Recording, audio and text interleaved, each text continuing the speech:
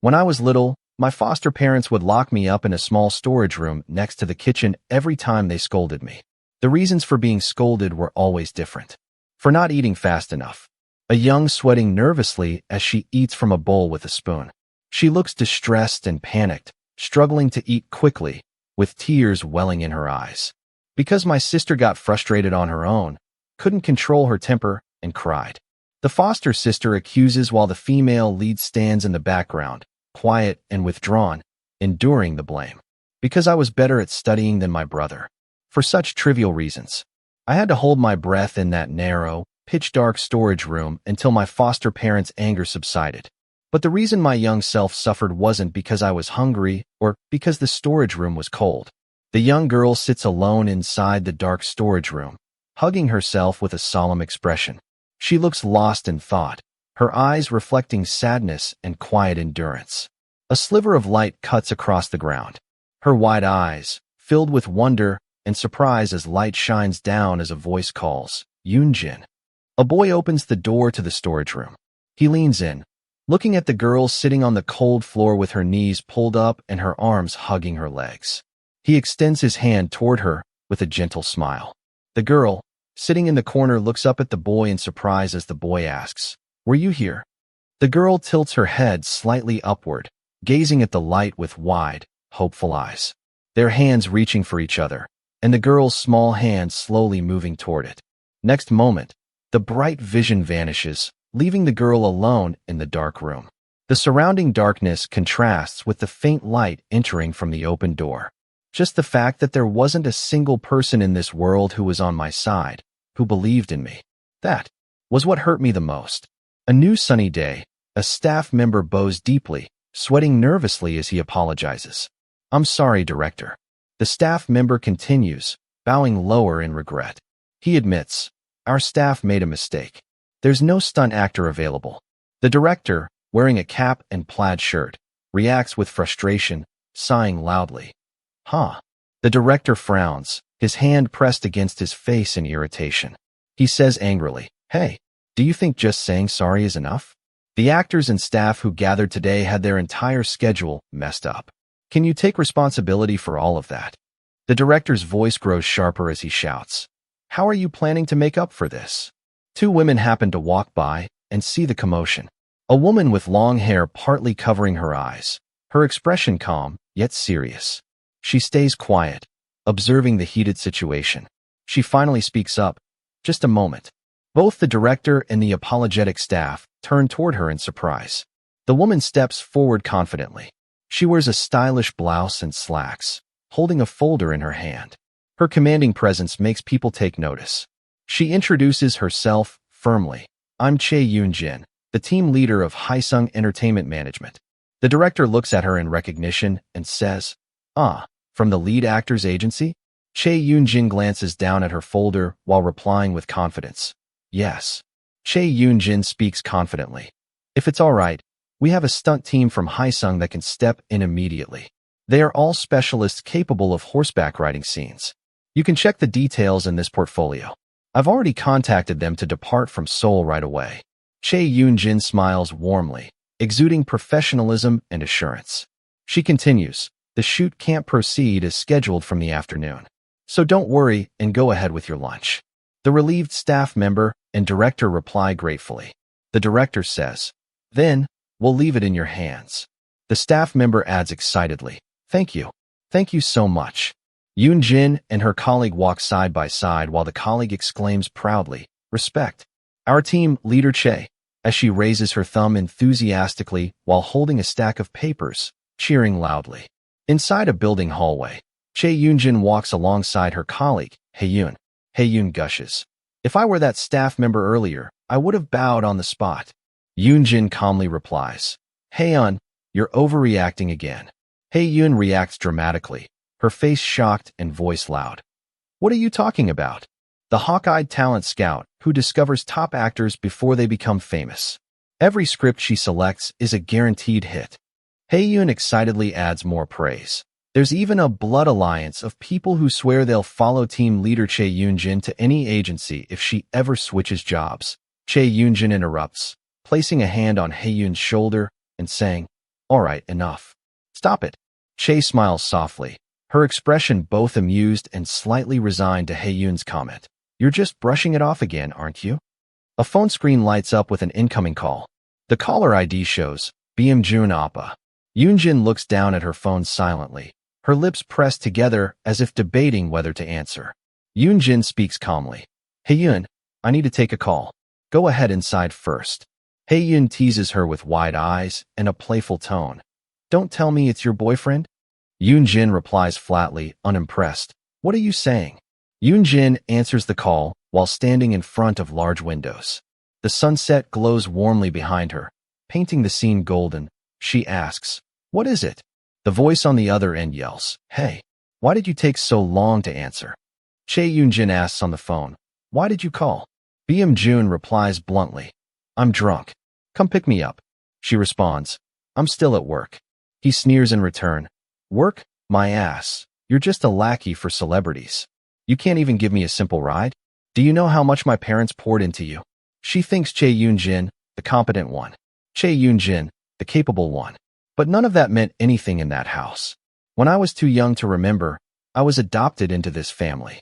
An image shows the adoptive family together, 2 parents with 3 children, including a young Yun Jin in the middle, standing still with a blank expression.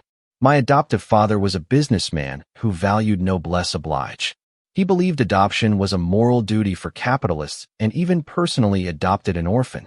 Camera lights flash non-stop while the reporter's voice echoes, praising. You're truly admirable, CEO Che. Raising one's own children is already a great challenge. The adoptive father smiles with pride, replying, a challenge, you say? Yun Jin is no different from my own child, born from my heart and raised with love. Yun Jin clarifies internally, at least, that's what he said publicly, regardless of my own will. The background turns ominous. The adoptive mother, holding a wine glass, laughs loudly. My adoptive parents openly talked about my adoption to flaunt their morality. A young boy and girl, Che's older adoptive siblings, look smug and disdainful. And as if proving the saying that children are a reflection of their parents, my older brother and sister saw me as nothing but a thorn in their side. Just like now. Yun Jin concedes over the phone. Fine, I'm coming. Where are you? Jun replies coldly. Should have just said that from the start. The New Palace Club, room 7. I'm tired, so hurry up. After hanging up, Yun's earlier words echo in Yun Jin's mind. Don't tell me it's your boyfriend? She reflects silently, thinking, boyfriend? Her expression is conflicted. Flashback. A man's strong body hugs her from behind. She turns around to look at the man closely, her face softening into a smile as she leans against him. There was only one person I could call that. But not anymore. Yun Jin stands silently before a large window, the golden sunset shining brightly over the city. Her posture is calm, yet weighed down by her thoughts. In a different scene, someone asks, Che Jun, who are you on the phone with? 2 men sit in the shadows. Jun answers, Che Yun Jin. The other responds in surprise, you called Youngin? Another man asks, who's Yun Jin? The other explains, you know, that one. Jun's family's adoptee. Another man chimes in, that pretty girl? Oh, another interrupts, confused, huh? Is she really that pretty? The men lounge around a table covered in alcohol bottles. One slouches casually and says, man, don't even get me started. If our chairman's radar had been just a little narrower, I would have had a shot with her. A man sits silently in the corner, dressed in a sharp suit, holding a glass of alcohol. His demeanor is calm, yet intimidating as he watches the others. The suited man finally speaks, his voice cold and cutting. Oh Changgun, shut up and drink. His words silence the others, commanding authority in the room. Changgun complains, that bastard just got back from overseas, so why's he in such a mood? Another man responds, no idea. He always hates places like this.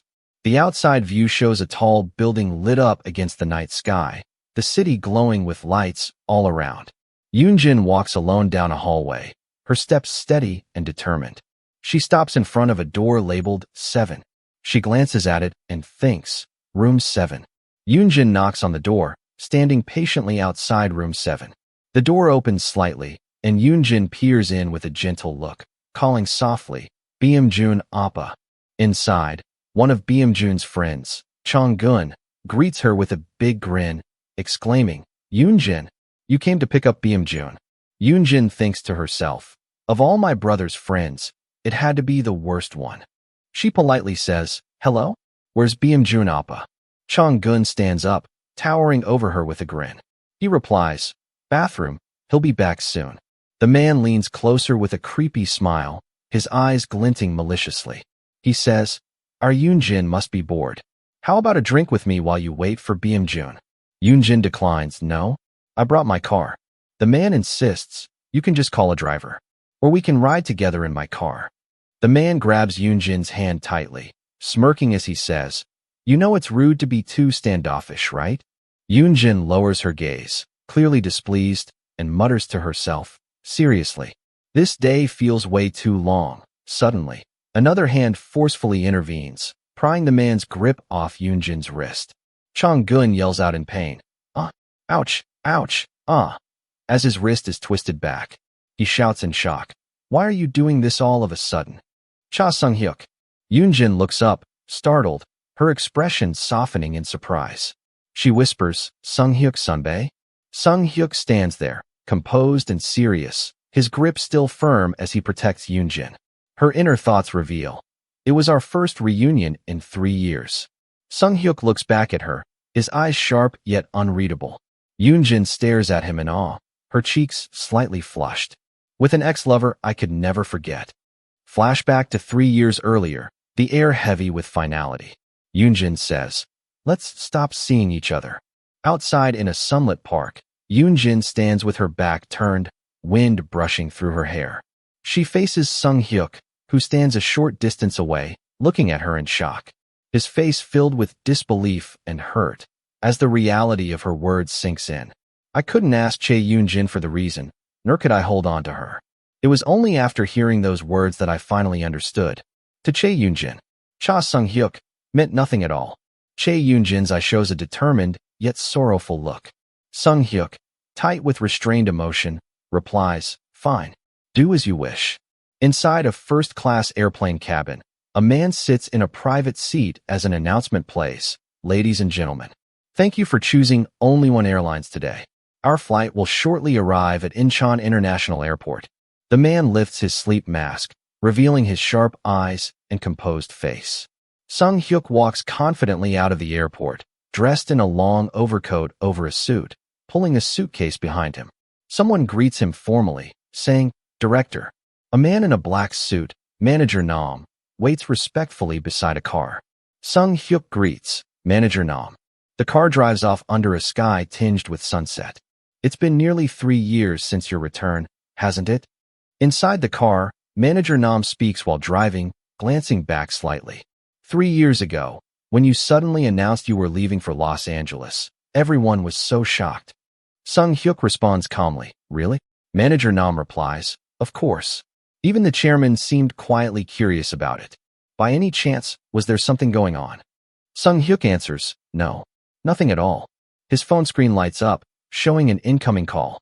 The caller ID reads, Chae Jun. Sung-hyuk, holding his phone to his ear to answer the call. Jun's voice calls out, hey Cha Sung-hyuk, I heard you're back in Korea. If you're back, you should have said so. Sung-hyuk speaks with a hint of annoyance. Even without you saying it, I know, so why bother? Jun responds bluntly, you're as cold as ever. What are you doing tonight? Let's grab a drink. I'll throw you a welcome back party. Cha Sung-hyuk sits calmly in the back seat of the car, speaking firmly into the phone. I don't want to go to one of those messy places you and your friends hang out at. Jun tries to reassure him with a laugh. Haha, I know you hate that kind of vibe, so don't worry. It's really just a drinking gathering. Come and help me save some face, okay? Sung-hyuk, looking serious, agrees as he holds the phone to his ear. Send me the address. Jun reacts with excitement. Really? Got it, Sung-hyuk, you're the best. Sung-hyuk lowers his phone and thinks to himself, let's just show our face and leave. Chae Jun is Chae Yun Jin's brother, after all. And here it is again. Once again, he was thinking about Chae Yun Jin. It made the 3 years he spent trying to forget her feel so futile. Back to the present, Sung-hyuk twists Chong-gun's wrist, who harassed Yun Jin.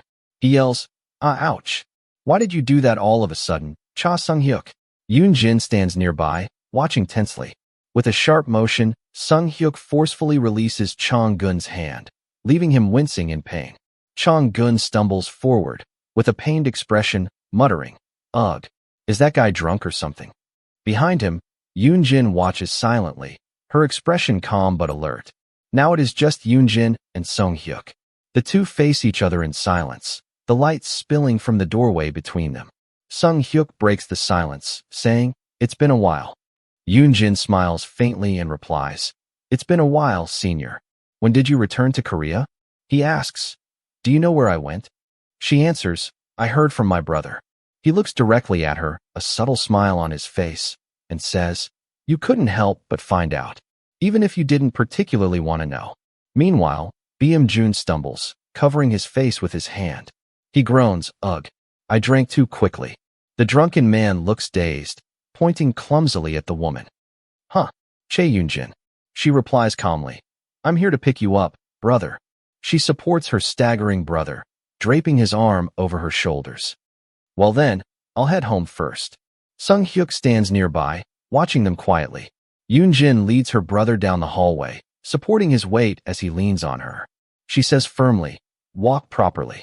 Her brother groans, ugh, while struggling to keep his balance.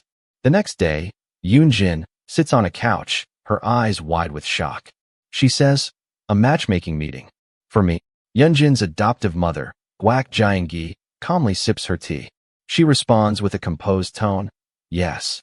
You know my friend, Mrs. Jean, right? She contacted me today and said there's a good match for you.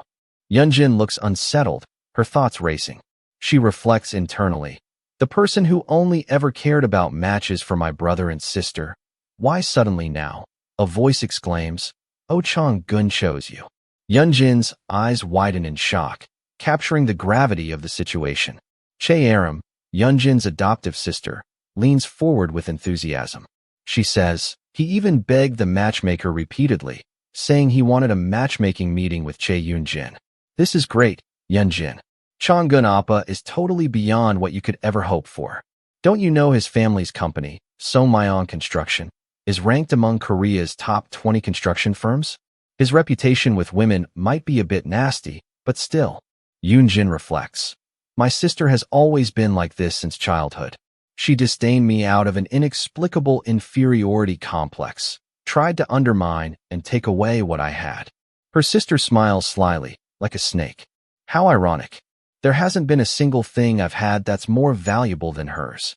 Yun Jin sits upright on a couch, smiling faintly, while her adoptive mother instructs her. The meeting is set for 6 p.m. the day after tomorrow at H Hotel's cafe. Make sure to be there on time. Her eyes show sadness and resignation as she replies quietly, yes. At a cafe, Yun Jin, with her hair neatly tied back and wearing black attire. She appears calm and composed, waiting. Dressed as if I put unnecessary effort just because I attended a friend's wedding. Already feeling tired. She thinks, when Oh Chong-gun arrives, I should tell him to never pull a stunt like this again. She looks up, surprised, as someone approaches her seat. A man in a dark suit sits across from her, composed and formal, revealing the unexpected encounter. She softly speaks, Senior?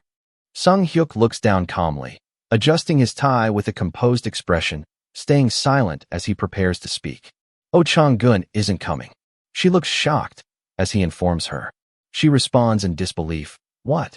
He smiles lightly, explaining, today is the matchmaking meeting. He told me to take over. She stares wide-eyed at him, her surprise showing as she processes his unexpected words. He closes his eyes and smiles warmly, his demeanor calm and confident as he seems satisfied with the situation. In a bar lounge, a man gestures discreetly and says, hey, look over there. It's Cha Sung-hyuk.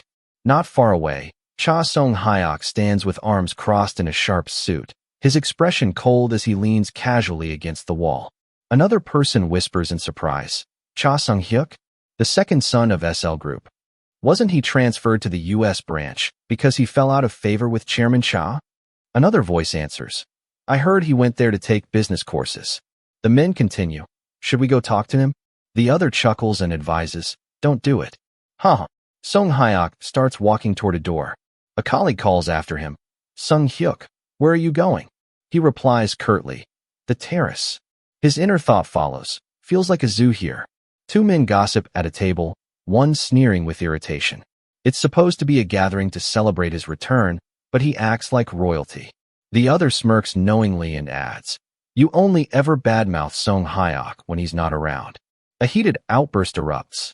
What did you just say? The other tries to de-escalate the situation.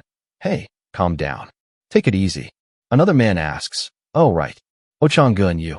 Outside on the terrace, Sung Hyuk stands with his back against the night sky, filled with city lights. He heard a voice cut sharply through the air. You arranged a matchmaking meeting with Yun Jin? A man leans over a table filled with drinks and snacks, speaks. What's this? You still haven't given up on Jun's sister? You've been after her since high school. How persistent. Chang-gun smirks slyly while holding a glass, clearly mocking. Hey, Yun Jin is quite the player. She acted coy in front of me, but eagerly accepted the matchmaking meeting. If you propose marriage, she might even cry, who knows. On the terrace under the night sky, Cha Sung-hyuk stands with another man, overhearing the conversation inside the room. Sung-hyuk's eyes narrow, reminiscing back to the moment when he and Yun Jin faced each other at the doorway, that day. Even though I ran into Yun Jin, I didn't feel like trying anything again. The time spent apart felt too wasted and unfair. After all, we're nothing to each other anymore. Out on the terrace, the drunken Chang-gun stumbles with his phone in hand. He says, ugh, I'm drunk. I need to call my father. Sung-hyuk crosses his arms, standing under the night sky. He calls out firmly, oh Chang-gun. Chang-gun turns his head confused and replies, what? Sung-hyuk looks serious as he speaks under the night sky. He says, hand it over to me. The matchmaking meeting. In a cafe where Sung-hyuk and Yun Jin sit across from each other at a table, their meeting carries a tense air of formality. Yun Jin looks uneasy as she questions him. What do you mean you came in place of Chang-gun Appa? Why, senior? Sung-hyuk replies with conviction. Because I can't stand the thought of the woman who rejected me marrying someone like Oh Chang-gun. That would make me feel too pathetic. Yun Jin reacts internally, unimpressed and skeptical, muttering to herself, as if that would ever happen. Out loud, she responds, nothing.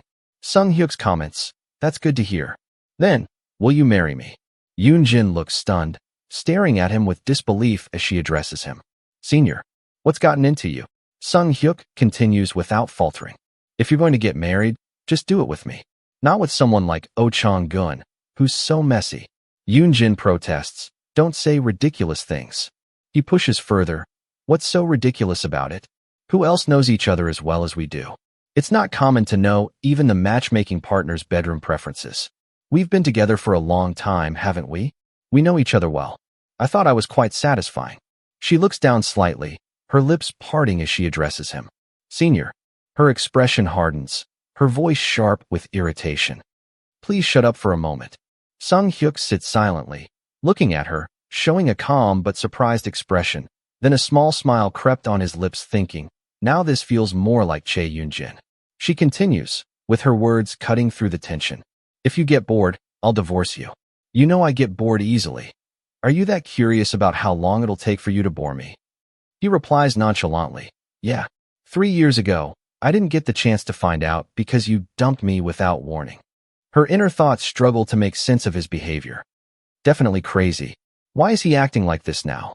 Back then, when he was dumped, he didn't even ask for a reason and just walked away. Her expression is calm but resolute. I have no desire to help satisfy your curiosity, senior. With arms crossed, he speaks firmly. If you're not going to help, don't show up at gatherings like this anymore. And don't get involved with trash like Oh Chang-gun. She sighs softly and responds, I didn't come to the matchmaking meeting because I actually want to get married. He looks at her intently, his expression unreadable, and asks directly, then?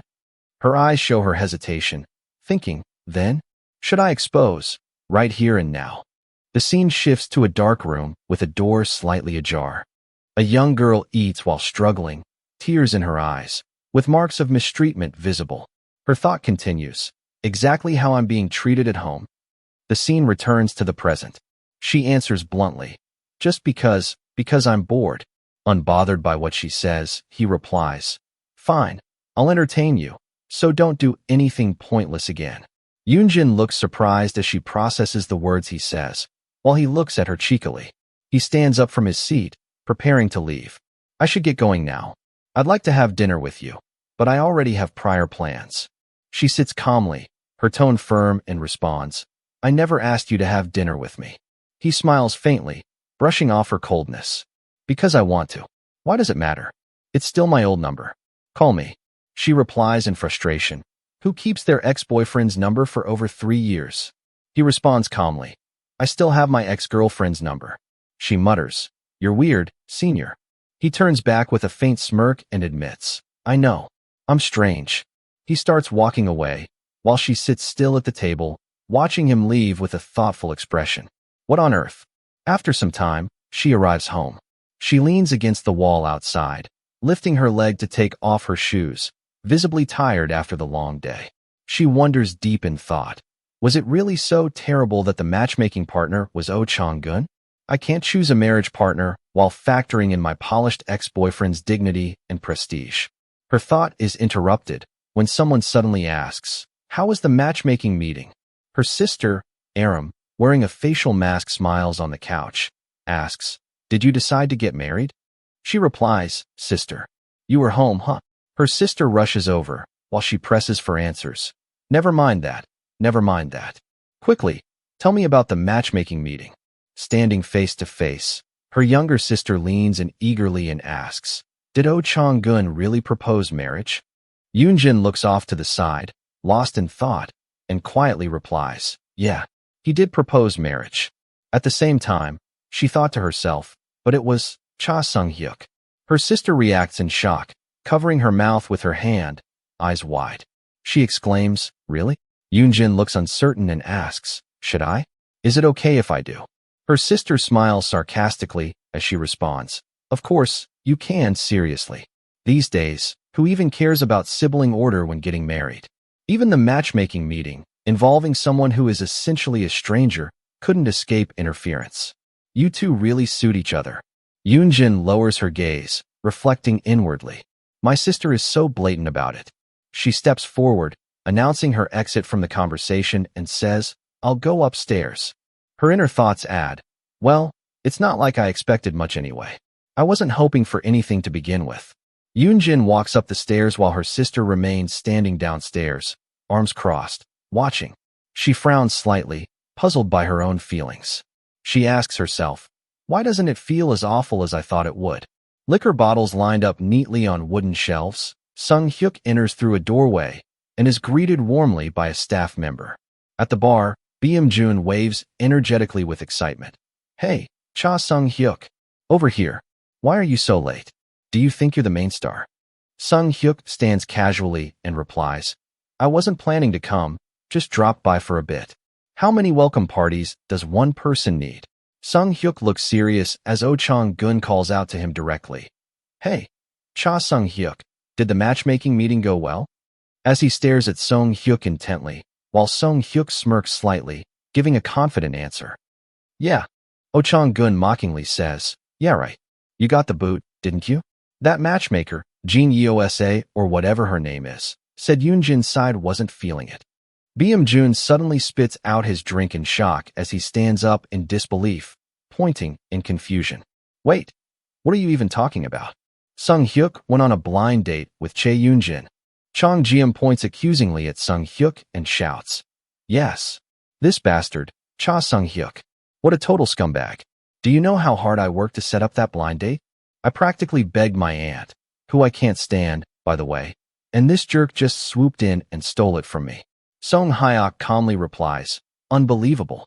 Jun looks tense and surprised as Sung-hyuk addresses him. Chae Jun, and you call yourself her brother?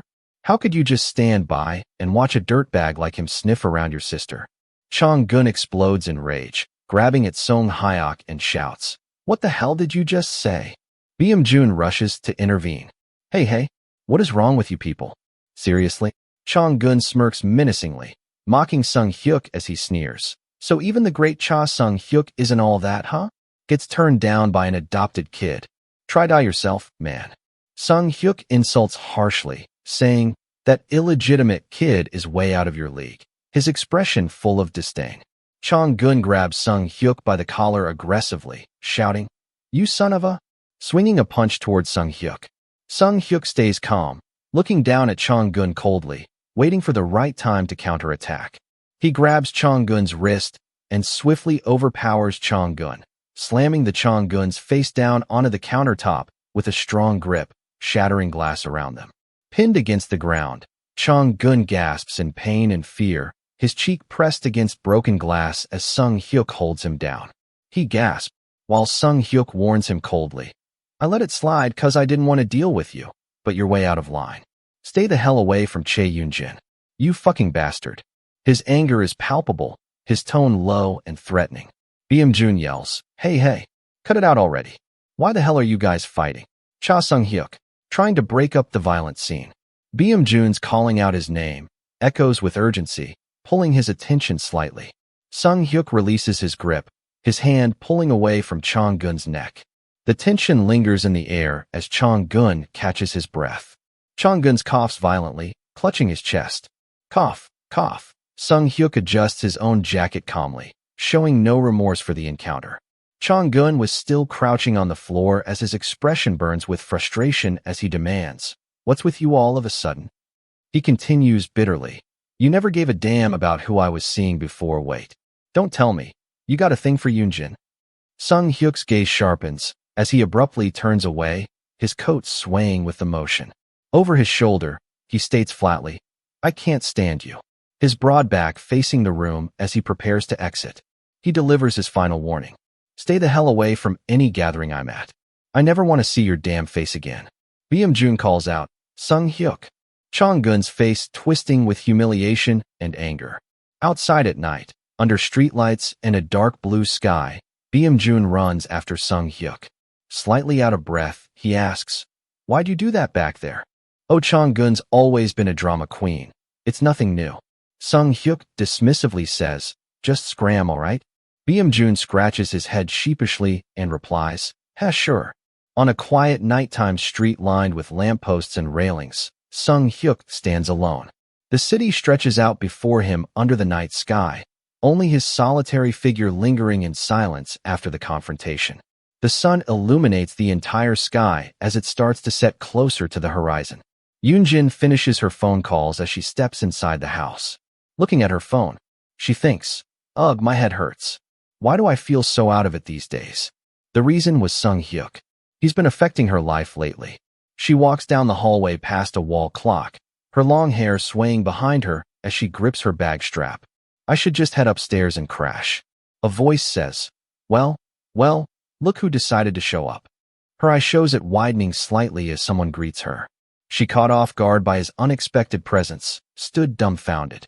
Her lips parting slightly and her eyes widening as she processes the sight of him, clearly surprised to find him waiting there. Sunbae.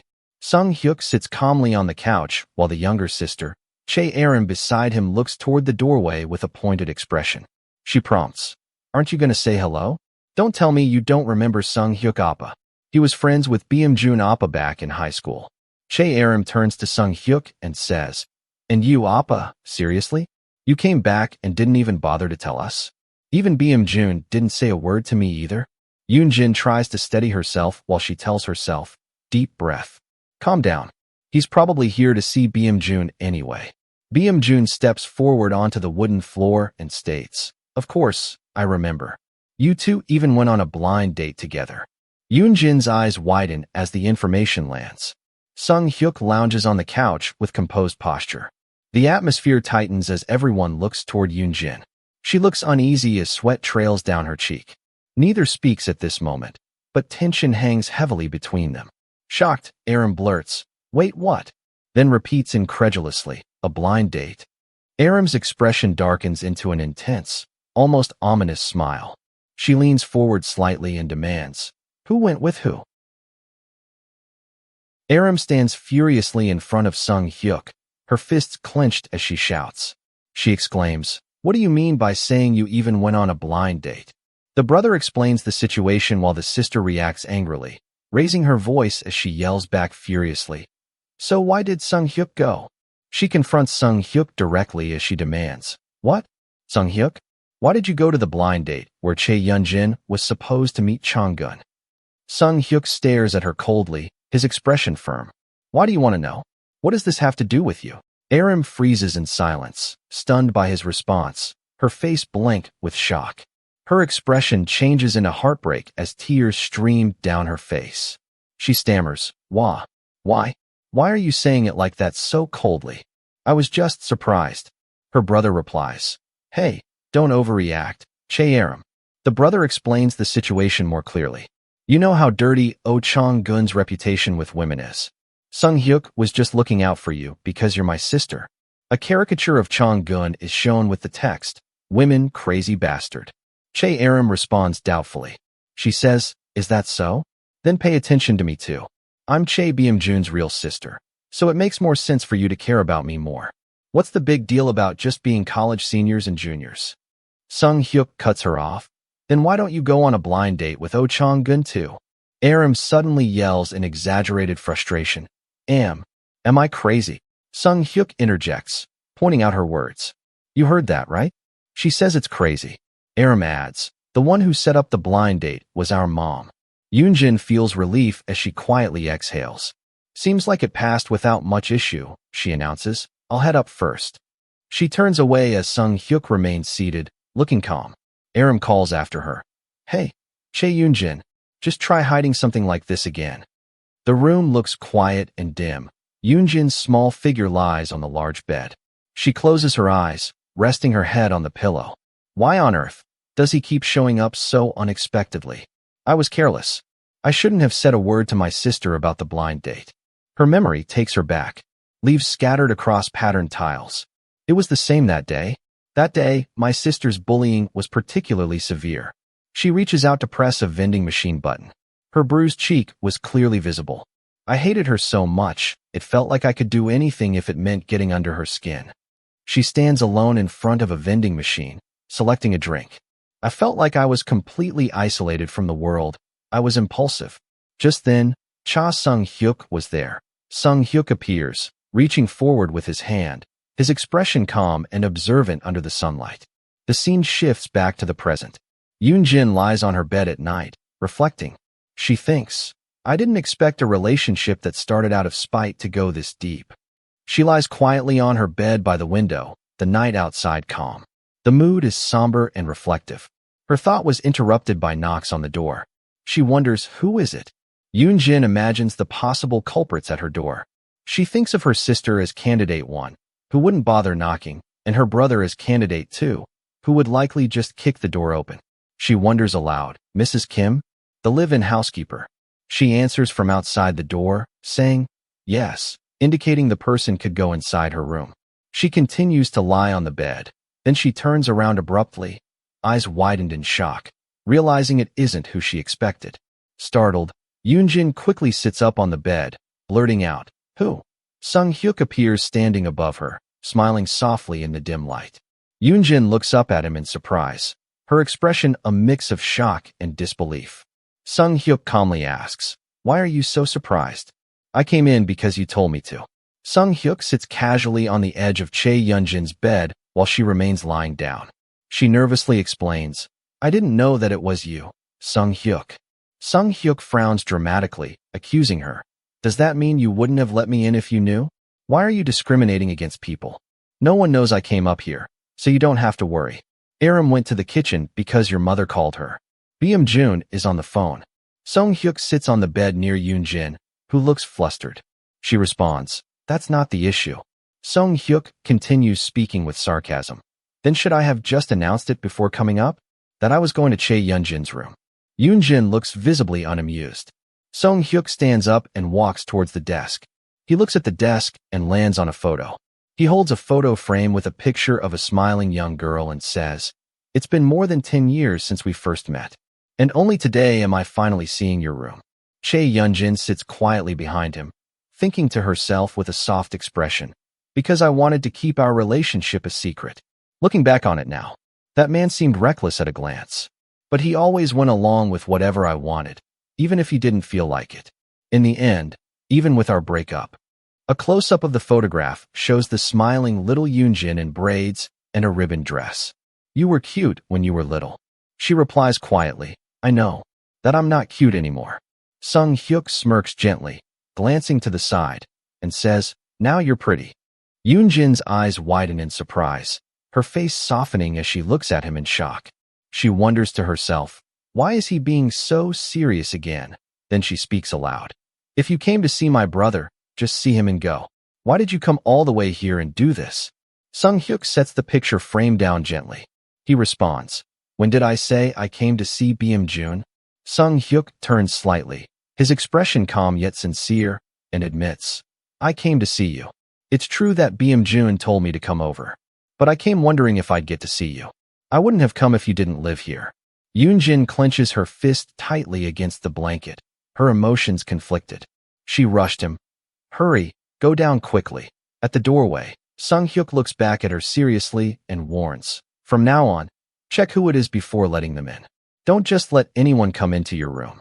She asks pointedly, do you really not think you're just anyone? He responds, of course I'm not. Ah, did you take your medicine? She blinks and replies, what medicine? He looks at her with quiet concern and answers, headache medicine. You have a headache right now. You have a habit of scrunching your nose when you have a headache. She responds confusingly, I do. He smiles faintly, warmth softening his expression as he confirms, yes, you do. I don't like it when you endure things. Then he tells her firmly, take your medicine. She stands alone by the doorway, watching Sung Hyuk walk away. Once the door closes shut, she sinks down to the floor in front of the closed door, hugging her knees tightly to her chest. Her head lowers, her expression strained and overwhelmed, as she curls inward in distress. The person who messed with my head. The person who kept me from going down to get water. It's all because of you, Sung Hyuk. Yun Jin's adoptive father laughs cheerfully, raising his arms wide, smiling brightly as he greets Sung Hyuk with enthusiasm. His demeanor radiates friendliness and warmth. Sung Hyuk, come in quickly. Is the chairman doing well? Sung Hyuk responds calmly. He seems healthier than me. Yun Jin's adoptive father comments. This is the first time seeing you and BM Jun together since high school. You should come by more often. Yun Jin reflects. How affectionate. My adoptive father, CEO Chae Byung-guk. He runs a mid-sized company that's respectable in its own right. His eagerness to leave an impression on the SL Group air is almost suffocating. Sung Hyuk remarks, I heard you had an appointment, so I wasn't expecting to see you. CEO Chae responds enthusiastically, smiling at Sung Hyuk. How could I prioritize that meager appointment when Sung Hyuk is coming? Aram elbows Yun Jin with a probing look. She asks, I heard Sung Hyuk wanted to get married. Is it true? How did you even come up with that nonsense? Lie one more time, and you're dead. Seriously. Yun Jin sighs and thinks. I have my own problems to deal with. At the dinner table, CEO Chae asks, I was wondering why Sung Hyuk suddenly went to America. Sung Hyuk answers calmly. Back then, I just didn't want to be in Korea. BM Jun comments, geez, now that I think about it, why were you acting a bit strange back then? I seriously thought you'd been dumped or something. Yun Jin's steak knife slipped on the plate, making creak, sound causing others' attention directed at her. Sung Hyuk looks at her with a soft expression. Her thoughts continue. Hurry up and go home already. CEO Chae smiles and says, then you'll be working in the company soon. Did the chairman mention which department you'll be assigned to? Sung Hyuk calmly explains at the table, holding a fork with meat. He offered me the role of corporate planning division head. CEO Chae looks shocked. Corporate planning division? SL Group. A leading conglomerate that has dominated Korea's business rankings for decades. The group oversees diverse subsidiaries in electronics, automobiles, finance, and more. At the center of it all is the corporate planning division, the heart of SL Group. Appointing the second son, not the eldest, to that division implies the heir of the SL Group has changed. The adoptive father smiles nervously, but his face cannot hide his excitement. He says, well, that's great news. Congratulations. Then he turns to his son, giving a thumbs up. Thanks to my son befriending the right person, we now have ties with the new heir of SL Group. CEO Che leans forward eagerly and asks Song Hyuk, I see. When will you start working? Song Hyuk responds coolly, I'm not sure yet. I've been thinking about my career path lately. CEO Che asks, did the chairman bring up marriage or anything? Song Hyuk replies firmly, no, nothing like that. CEO Che responds quickly, ah, I see. You must be hungry. Let us finish our meal first. Yun Jin looks uneasy, turning her head slightly, thinking what's with him. At Haesung Entertainment. So that's how it happened. Our Haesung. We've decided to sell it to SL Entertainment. A cheerful man, Haesung Entertainment CEO Kang Yujin, sits at a desk, smiling warmly. Yun Jin reacts in surprise, exclaiming, what? The CEO Kang looks confused and asks, huh? Why are you so surprised? I mentioned that I was looking for potential buyers, didn't I? There were several companies under consideration, but SL happened to make an offer at just the right time. Yun Jin's thoughts echo in shock. Why SL of all companies? CEO Kang looks reflective and admits, my mother passed away last year. Since then, I haven't been able to recover. I don't know if it's burnout or whatever. This is the perfect time to wrap up the business, but I do feel bad about leaving Yun Jin behind. Yun Jin reacts immediately, pleading, please don't say that. CEO Kang tries to reassure her with a gentle smile. Still, since it's being sold under a comprehensive succession agreement, your current project and position will be guaranteed. SL specifically insisted on bringing her in. Yun Jin looks surprised and wonders, why me? While CEO Kang cheerfully says, of course, it's because you are our ace. Seems like your good reputation even reached their ears. Yun Jin, you aren't planning to quit, are you? She remains quiet, causing him to worry even more. Huh? Yun Jin thinks about Song Hyuk and reflects, Senior, you said you're going to the corporate planning division. She replies to CEO Kang, of course. Honestly, I've also wanted to see how a big company operates. CEO Kang nods with a smile. Well then, these new experiences will become a great asset when you start your company one day. She asks, when will the sales contract be signed? And CEO Kang answers, sometime next week. She reflects silently, well, SL Group has so many subsidiaries. Would they really pay much attention to an entertainment company? At SL Entertainment headquarters. Inside the building, workers walk through the entrance security gate, dressed elegantly. The grand interior of SL Entertainment headquarters, with shining lights and modern architecture. The CEO Kang excitedly exclaims in awe at the impressive sight before him, fists raised with enthusiasm. Yun Jin stands beside him, calmer but observant. Whoa! The CEO eagerly points toward a painting in the lobby, overwhelmed by the grandeur. Yun Jin, look at this. As expected, a major corporation's lobby is on another level, right? Yun Jin glances at him with a blank, almost unimpressed look. I'm starting to feel a little embarrassed, CEO. The CEO continues to gawk and point animatedly at the painting, clearly impressed. Yun Jin firmly reminds him of their purpose. Let's hurry and go up. We're here to sign Haesung's sales contract, not for a tour of the SL building. The CEO stammers in response, embarrassed. Yun Jin and the CEO enter a room, surprised expressions on their faces as they see someone waiting inside. A professional-looking woman in a black suit and a confident smile greets them. Welcome.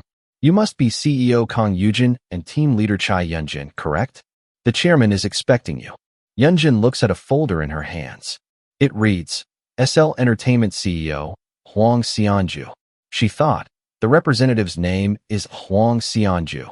Yun Jin walks forward down a hallway, clutching the folder close to her chest, her expression serious and heavy. Yun Jin closes her eyes with determination, speaking to herself and her thoughts. It's fine if there's no problem. The large doors swing open, light pouring through the entryway. Beyond the double door, the back of a man in a suit is shown as he stands, his presence commanding attention under the light. The man is revealed in full, standing confidently with one hand in his pocket, exuding charisma and authority.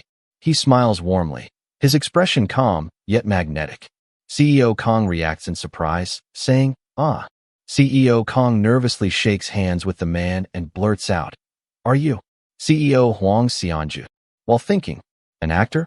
The professional woman who leads them interjects, clarifying, ah, My apologies for the late introduction.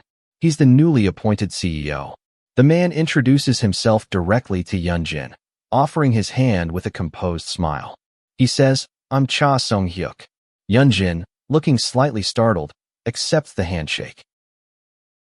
At night, Yun Jin sits at her desk, focused on work. She looks over papers while phone rests on the table, the quiet atmosphere showing her concentration. Her phone lights up with an incoming call from an unknown number. She looks at it in surprise and wonders. An unknown number? Her eyes widen as realization dawns on her. No, this is... She holds the phone in her hand, staring at the screen as she recognizes it. My senior's number. She lifts the phone to her ear, sitting by the window with the night sky behind her. She answers quietly, hello. Her inner thoughts reflect her hesitation. I knew I should ignore it if I didn't want to get involved again, but I was curious. Why is it that I still remember a number I should have forgotten long ago? And why is he calling now? No, maybe I just wanted to hear his voice once again. Outside, the night sky is filled with stars. Sung-hyuk leans against his car, holding his phone to his ear. The moment he heard her voice, his face lights up in delight as he says, it's me. You answered knowing it was me, didn't you? Yun Jin, holding the phone by the window, replies, what are you talking about? He continues, well, it has to be one of two things. Either you lied about deleting my number, or you still remember it. She replies flatly, correct, looking annoyed. She asks, so why did you call me? He answers, it's about your arranged marriage partner. I have something to tell you. He then brings up, Oh Chang-gun, that guy. He just became a dad. Yun Jin, shocked and confused, exclaims, what? Sung-hyuk explains further. His one-night stand partner came to tell me she's pregnant. Chairman Song Myung's probably having a headache over this. Huh? She asks, did you call to update me on Chang-gun's news? He clarifies, I just want to be clear, I'm not close to that guy. I'm worried you might think I hang out with guys like him. Baffled, she thinks, what does that even mean? He insists and wants to make it clear to her. I'm saying there's no woman who would come looking for me because she's pregnant. After I broke up with you, I've been celibate for 3 years. He admits it as it was something to be proud of. Yun Jin looks shocked. Her eyes widen as she processes his unexpected confession and yelp. Hey, what? The intensity of her outburst contrasts with the stillness of the night. He clarifies on the phone. It's not like I intentionally decided to be celibate. My body just doesn't respond to anyone else. Yun Jin, visibly irritated, yells in frustration. Please stop bringing up the celibacy talk. She bends down to pick up the scattered papers, her thoughts racing. She mutters, well, it's surprising. A vision of Sung-hyuk surrounded by women appears in her mind. Despite this image, she reflects, that's Sung-hyuk. He's not the type to approach me. Her thoughts turn darker. Whatever it is, it's not my concern. She speaks aloud on the call. So, what does that mean for you, senior? Why are you telling me all this? We ended things cleanly, didn't we? Why are you doing this to me now? What do you want from me? Yun Jin listens in shock, her eyes widening as his answer comes through, you. The city skyline glows brightly against the night, yet her stunned thoughts pierce through the silence. She can only whisper, what? Sung-hyuk, standing outside by his car, speaks with quiet determination. I want us to go back to how we were. Yun Jin is visibly shaken as he addresses her directly. Yun Jin. Che Young-in. Have you not missed me all this time? I've missed you. A lot. A stamp slams down onto a paper, marking the official seal of Haesung Entertainment, Kong Eugene. In a business meeting room, the contract signing is finalized. One of the executives says, then, we'll wrap up the acquisition contract process like this. CEO Kong adds gratefully, wow, thank you for all your hard work. Sung-hyuk looks at them calmly and speaks. If it's okay with you too, would you like to join me for dinner tonight? Yun Jin flinches in surprise, clearly uncomfortable. She hesitates, starting to say, I have plans to. But CEO Kong interrupts cheerfully, shouting, that sounds great. I heard team leader Che doesn't have any plans tonight. Let's all go together. Che Yun Jin glares in disbelief, thinking CEO. She panics internally, thinking, I really don't want to go to that dinner. Sung-hyuk interrupts smoothly. I have something I want to tell team leader Che separately. Could you please wait in the meeting room for a moment? CEO Kong nods and responds politely. Take your time and speak. Alone, the two stand face to face. She looks at him suspiciously and asks, "What is it that you want to say?" CEO Cha Song-hyuk. Song-hyuk smiles faintly.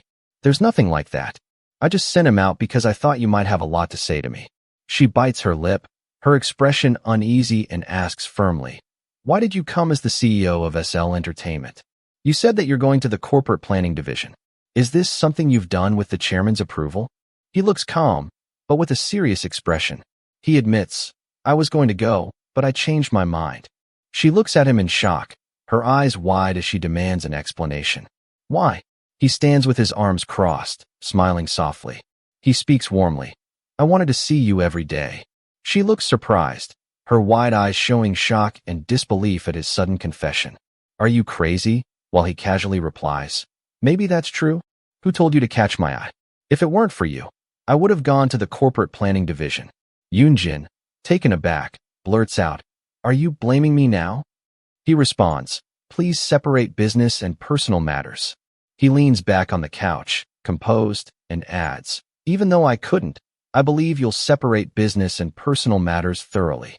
He smirks faintly and says, "I believe you won't go back on your words about not quitting, just because your ex-boyfriend became the CEO." She listens with visible unease, her eyes wide with surprise, and replies while holding back her anger, "The person who just scolded me about separating business and personal matters wouldn't do that, right?" He smiles knowingly, while she lowers her gaze, troubled. Her inner thought admits, "It's happening all over again. I've met all kinds of people, but there's no one as hard to deal with as Song-hyuk. If I face him again, it feels like I'll end up doing whatever he wants." She addresses him, "Senior. I didn't want to talk about my personal life, so I didn't bring it up. I have a boyfriend." Song-hyuk sits calmly, gazing at her with a composed, unreadable expression. Scene shift. A man driving a car says, "Right, Hyung. I heard you're transferring to Haesung Entertainment SL." The passenger reacts in shock, asking, "What?" "The company." The driver responds, "Yeah, something about a sale or whatever." The passenger reflects. No one even said anything, just leaving without a word. Then he adds with a slight smile, "That's so like him." A stage is shown with Seo Jingyu waving under the spotlight. The text highlights, "National actor, Seo Jingyu, lights up the Black Dragon Film Festival." A poster features Seo Jingyu alongside Song Saman, with bold letters proclaiming, "Has surpassed. A new star is coming." Seo Jingyu smiles warmly as he sits in a car, holding his phone.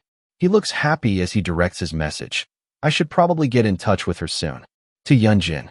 Back at the office, Song-hyuk, sitting in an office, rests his hand against his face while he listens to Yun Jin, "Senior. I have a boyfriend." He responds bluntly, "That's a lie." She reacts in shock and asks, "Why are you so certain that I'm lying?" He replies, "With your personality, do you really think that's possible? If you were really seeing someone, you wouldn't have gone on that arranged date, no matter how much your family pressured you. I know you well." She scrutinizes to herself, "You know me well?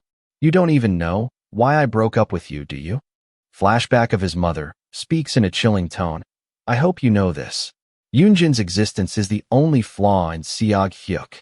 She looks down in silence, her expression tense and heavy with thought. She brushes off the heavy dark thoughts and says, "Get up now. Your CEO is impatient. He doesn't like being kept waiting." He asks, "Who's CEO? From now on, you'll report to me, Team Leader Che. Aren't I the CEO?" She stares blankly, her face drawn in a flat expression with irritation showing as a small vein mark pops on her cheek. She begins to walk away, her back facing him who remains seated on the desk behind her. He watches her with a small, knowing smile, his hands folded neatly in front of him. Yun Jin leans forward, exasperated and defeated, her head hanging low as dark stress lines surround her. She sighs out heavily, I made a mistake. Thinking of how CEO Kong praises, our Yun Jin is so diligent. With a face like this, she probably hasn't even dated once in 3 years. Her inner thought follows, I should have kept CEO Kong in check first, not just the seniors. Mouth seal, released. CEO Kong was pretty drunk too. She then reflects, maybe I'll just tell them to call it a night. She walks out, while Song-hyuk stands blurred in the foreground. He is holding a handbag while gazing into the night sky. Yun Jin asks anxiously, where's CEO Kong Yujin? Song Hyuk explains, he was really drunk, so I asked the legal team leader to take him home. She responds with gratitude. Thank you. I should have done that instead. He softens his expression and says gently, let's go. I'll take you home. She looks up at him, wide-eyed under the night sky, her face filled with surprise. She quickly turns her head away, flustered, and insists, I can just call a taxi. A taxi arrives, and she bends down to open the car door. Song Hyuk stands beside her on the empty street, watching her closely. She sits inside the taxi, looking out the window with a faint smile. She says softly, I'll go first. The man stands still, watching her leave. His expression is unreadable. The city skyline is shown at night, bright building lights glowing under a cloudy sky as the taxi drives away with a vroom. Inside the taxi, Yun Jin sits quietly in the back seat, staring down at her phone with a distant expression. Her phone screen shows text messages, CEO Kong Yujin, Yun Jin, crying face. Sorry I left first. CEO Kong Yujin, didn't you drink a lot? She begins typing a reply. I only had a few drinks. She leans back against the seat, covering her forehead with her arm, appearing drained and conflicted as the car moves. Normally, I don't drink unless it's with people I trust. But that's not the only reason I didn't drink much today. More than anyone else, I was afraid I'd end up showing my true feelings to Cha Song-hyuk. Thinking of his confession, I missed you so much. She reveals her fear. I was afraid that a relationship I struggled so hard to break off might start again. A few days later, at work, a cheerful voice calls out, Team lead. A young woman beams with excitement, her arms raised as she greets happily. The two women walk together in the hallway. Haeun clings to the team leader's arm with joy, saying, I'm so happy we get to work in the same team, even at SL. I heard that other companies split everyone into different teams, so I was nervous. The team leader, Yun Jin, reassures her warmly. Haeun, I'm confident that you do well no matter where you go. Haeun waves her hands dramatically, exclaiming, What are you talking about? I was so nervous before my first day. It's my first time being in a big company. As they wait in front of the elevator, Haeun asks curiously, Team lead, you're not really nervous, are you? The team leader answers honestly, Of course I'm nervous too. Haeun shakes her head in disbelief. No way, you're kidding, you're not the type to get shaken by something like this. The team leader gazes at the elevator and responds firmly, I mean it. Her thoughts add silently. I literally have no idea how that senior will act. A figure approaches from behind, his presence looming as the two women wait for the elevator. Song Hyuk in a navy suit stands with a calm, confident expression as he greets Team Lead Che. The team leader stiffens slightly, a bead of sweat forming, while her colleague gasps in shock. She manages a polite reply. Hello, CEO. The CEO looks at them and asks, Are you starting work today? The team leader answers firmly, Yes. The elevator doors open with a ding, and he instructs simply, Get in. Inside the elevator, the team leader introduces, This is On Haeun, the one who transferred from Haesung Entertainment with us. Haeun bows energetically, exclaiming, It's a pleasure to be meeting you. The CEO responds evenly, Nice to meet you. The team leader stands composed, but Haeun sparkles with admiration beside her, almost dazed by the encounter. The elevator arrives at a stop. The CEO says, Then, I'll be getting off first. Keep up the good work. As they leave, Haeun whispers in awe, I've heard this from CEO Cha, but he's the most handsome non-celebrity I've ever seen. Haeun gushes further. No, actually, with that aura, I think he's even more charming than most celebrities. The team leader tries to downplay it. That's a bit much, but in her thoughts, she admits, But honestly, I agree. Haeun frets aloud while walking. What am I going to do, team leader? I have to work while looking at that face every day. How will I be able to concentrate? The team leader answers calmly. You probably won't be seeing the CEO that often, so don't worry about it. The team leader walks down the hallway with a composed expression, though her eyes shift thoughtfully. She looks worried as she wonders to herself, Am I too nervous? Well, yeah. Even if he said some strange things, it's not like he's the kind of person who'd cross professional boundaries. The cafeteria filled with people quietly eating or moving about. Two employees stand with trays, chatting while one turns his head in surprise. Yun, seated with her team leader, suddenly looks up and says, "Hey." Her gaze shifts toward someone entering. She whispers, "Over there, that person. Isn't that the CEO?" The CEO appears in the cafeteria, holding a tray of food with a calm expression. He approaches their table, standing tall as he greets politely. "Good afternoon. May I sit here?" Team leader Chai. His tone is polite but commanding. Team leader Che stiffens, looking uneasy as he directly addresses her. Yun looks surprised, while Yun Jin stays quiet with a tense expression. There is only silence between them. Yun suddenly jumps up, flustered, exclaiming, "Oh, of course. Please, have a seat, director." Yun smiles nervously and admits, "You startled me a bit. I didn't know you also ate at the company cafeteria." CEO Cha responds calmly, "It's actually my first time." Yun assumes brightly. Meanwhile, team leader Che sits stiffly, suspicious thoughts filling her mind. He must be checking on how well I'm adjusting. Suspicious. CEO Cha suggests smoothly, "If you're free this evening, why don't we have dinner with the whole team 5? Yun begins to respond, We actually," but team leader Che interrupts cheerfully, smiling as she adds, "Already have plans." The three of them sit together at the table, their trays of food in front of them. The atmosphere is heavy as Yun Jin quietly focuses on her meal, while Yun looks awkward, and the CEO's presence looms at the table. CEO Cha questions, "Prior engagement?" Yun answers awkwardly, We've all been invited to an actor's birthday party. He wanted to invite team leader Che, and we were just lucky enough to be included as well." CEO Cha's hand stopping mid-motion with his chopsticks. "It seems Ji Sung-chan is quite interested in team leader Che." Yun replies, "Don't even mention it. Every chance he gets, he tries to drag our team leader out for meals or drinks." Team leader Che leans forward and warns sharply, Hey Yun," then says, "Director, why are you giving such detailed information about something you clearly don't care about?" Yun gasps in shock, exclaiming, "Huh?" The CEO smiles lightly and responds, "I'm actually very curious about it." Yun reacts again with exaggerated surprise, "Huh?" A fierce metaphorical clash appears, showing a tiger and wolf snarling. Yun Jin says coldly, "Quiet, Yun. Why are you interrupting your colleagues?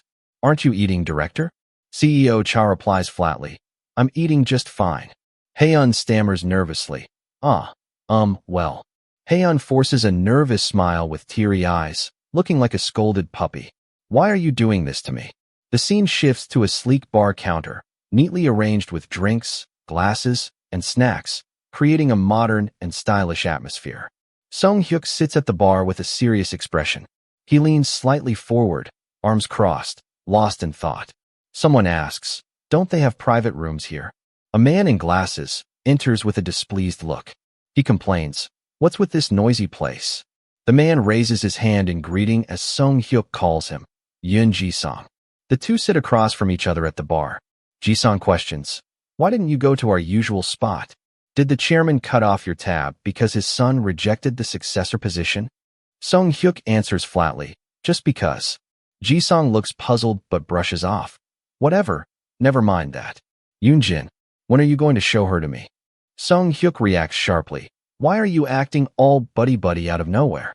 Ji-song replies, "Can't I act close if I want to?" While thinking, "Why you though?" There it is. Every time Yun Jin is mentioned, he gets overly sensitive. Ji-song leans back with a smirk, resting his chin on his hand. He casually says, "I'm just curious. Who's the woman that made Cha Song-hyuk, the one practically guaranteed to be the next chairman, come running to some outskirt agency like SL Entertainment on his own?" Ji-song smirks slyly, speaking with a mocking tone.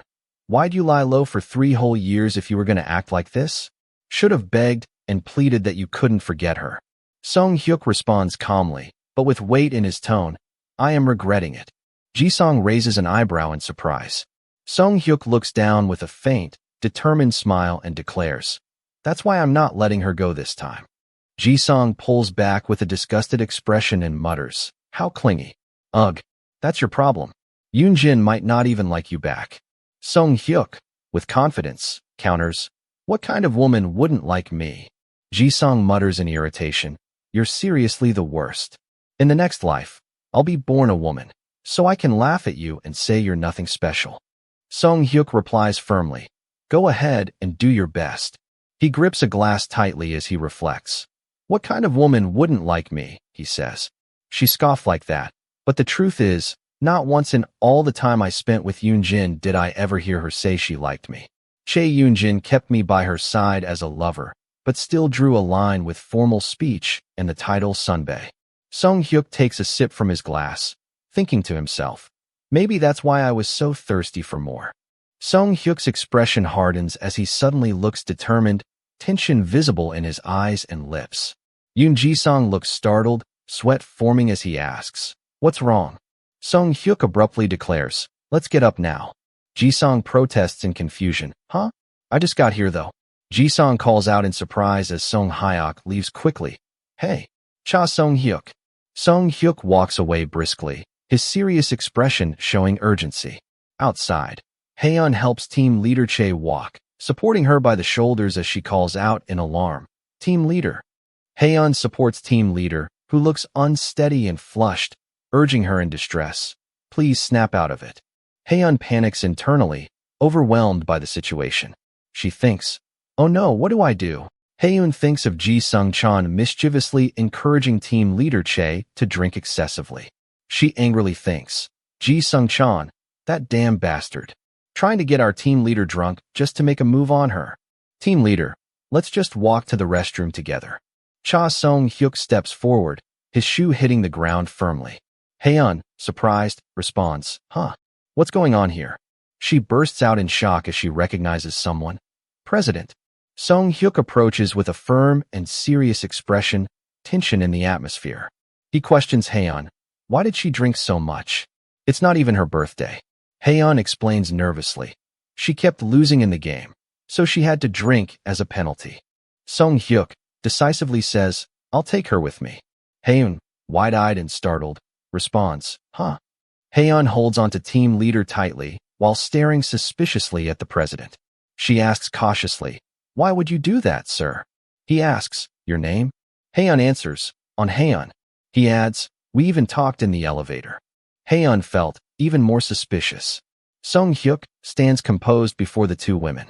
He states evenly, I have a personal connection with Yun Jin. She responds, Yun Jin? How do you know each other? He replies, College senior. Will that do? The suspicious Haeun interrupts with, Not really. She continues bluntly, I haven't heard anything about that from the team leader. Team leader Chae's eyes open slightly as she muffles. Ugh.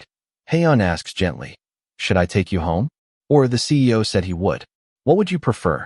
Staring at the man before her, Yun Jin murmurs, Cha. Song-hyuk. Song-hyuk faces them with composed posture, observing the exhausted Yun Jin as she droops forward weakly. The atmosphere is tense but quiet as he waits for a decision. Haeun finally says, Please take good care of the team leader. A nighttime city view from a high balcony, glowing lights stretching across the skyline. Yoon Ji-sung smiles in mild surprise and says, Wow, I never thought I'd see Yun Jin like this. Song-hyuk holds Yun Jin close, her head resting gently against his chest as he keeps her steady and protected with his arm around her. Ji-sung teases Song-hyuk while whispering with a smirk, Did you ask to meet here because of Yun Jin? You didn't drink at all so you could give her a ride, right? I didn't know our Song-hyuk was such a romantic. Song-hyuk, with a cold expression, replies, Shut up. As Song-hyuk heads to the elevator holding Yun Jin, he says, I'm leaving first. You handle the bill. The man, startled, points out, But I only had one drink. Song-hyuk continues walking away, adding, I didn't even touch mine, so you pay. Ji-sung yells after him in frustration. Hey, Cha Song-hyuk. Ji-sung exhales, pouting as he mutters, Phew. To think someone could make the great Cha Song-hyuk so flustered. Yun Jin, you're really something. A black car waits quietly in the parking lot, ready for departure. Song-hyuk reaches over inside the car, carefully fastening Yun Jin's seatbelt while his hand rests near her, steady and protective. She leans heavily against the backrest, eyes closed and flushed. Cha Song-hyuk leans slightly toward her from the driver's side, watching her carefully as she stirs. She murmurs softly, She sits slumped in the passenger seat with her seatbelt fastened, eyes half-lidded and unfocused, her expression hazy and flushed from alcohol. Song-hyuk checks gently. "You're awake?" He follows in a calm voice. "Go back to sleep." Her eye opens slightly, and cheeks pink with intoxication. She says nothing, but her gaze lingers on him drowsily. She calls out softly, "Hey." Then she continues, drawing out his name. "Cha Song-hyuk." He responds quietly, "Hey." She suddenly blurts in a slurred, irritated tone, "Cha Song-hyuk. You little, damn it." He thinks she's really drunk. Her voice continues uncertainly. "By any chance, are you upset because I dumped you? Isn't that why you keep showing up in front of me?" He replies calmly, "I'm not really upset. I truly wasn't upset. I just had regrets. That day, when you said we should break up, I agreed purely out of pride." He recalls walking away, thinking to himself, "I was too embarrassed to cling to someone who didn't even love me back." In memory, Song-hyuk lowers his head, regret visible on his face as he admits, "I was the only one who loved you." Back in the car, Song-hyuk hides his embarrassment by pressing his hand against his mouth, thinking, "I wasted my time for such a pathetic reason." His face shifts to a slightly comical expression when she blurts out passionately, "If that's it, if you're upset because you got dumped first, then this time, I'll let you dump me." Huh. Problem solved, right? Come on, dump me. Hurry. Song-hyuk looks at her in surprise, watching her antics. He seems calm but contemplative, silently processing the situation in the car. Song-hyuk smiles faintly inside the dim car. He responds calmly, "But to dump you, we'd have to start dating again, no?" Yun Jin feels flustered and clutches at her chest, stunned by his logic. She blinks and mutters, "Oh." Then she adds awkwardly, "That's a bit troublesome."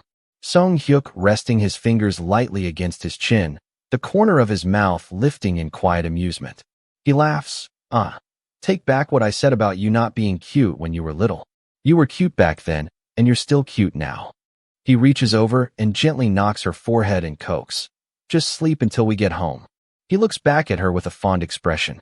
She sleeps peacefully against the headrest, lips slightly parted, her breath steady. His hand lingers briefly above her head before withdrawing. He smiles to himself, eyes soft and thoughtful. Should I get her drunk every day for a while? The next day, in a neatly arranged bedroom in the morning light, someone stirs under the blanket, beginning to wake up. Yun Jin lies in bed, her eyes still closed as she makes a soft sound. Suddenly, she sits up quickly in bed, clutching the blanket tightly, clearly startled by her surroundings. She looks around in shock, realizing she is in an unfamiliar place. Her inner thoughts say, "This place, no way." Song-hyuk calls out as he approaches her, "You're awake."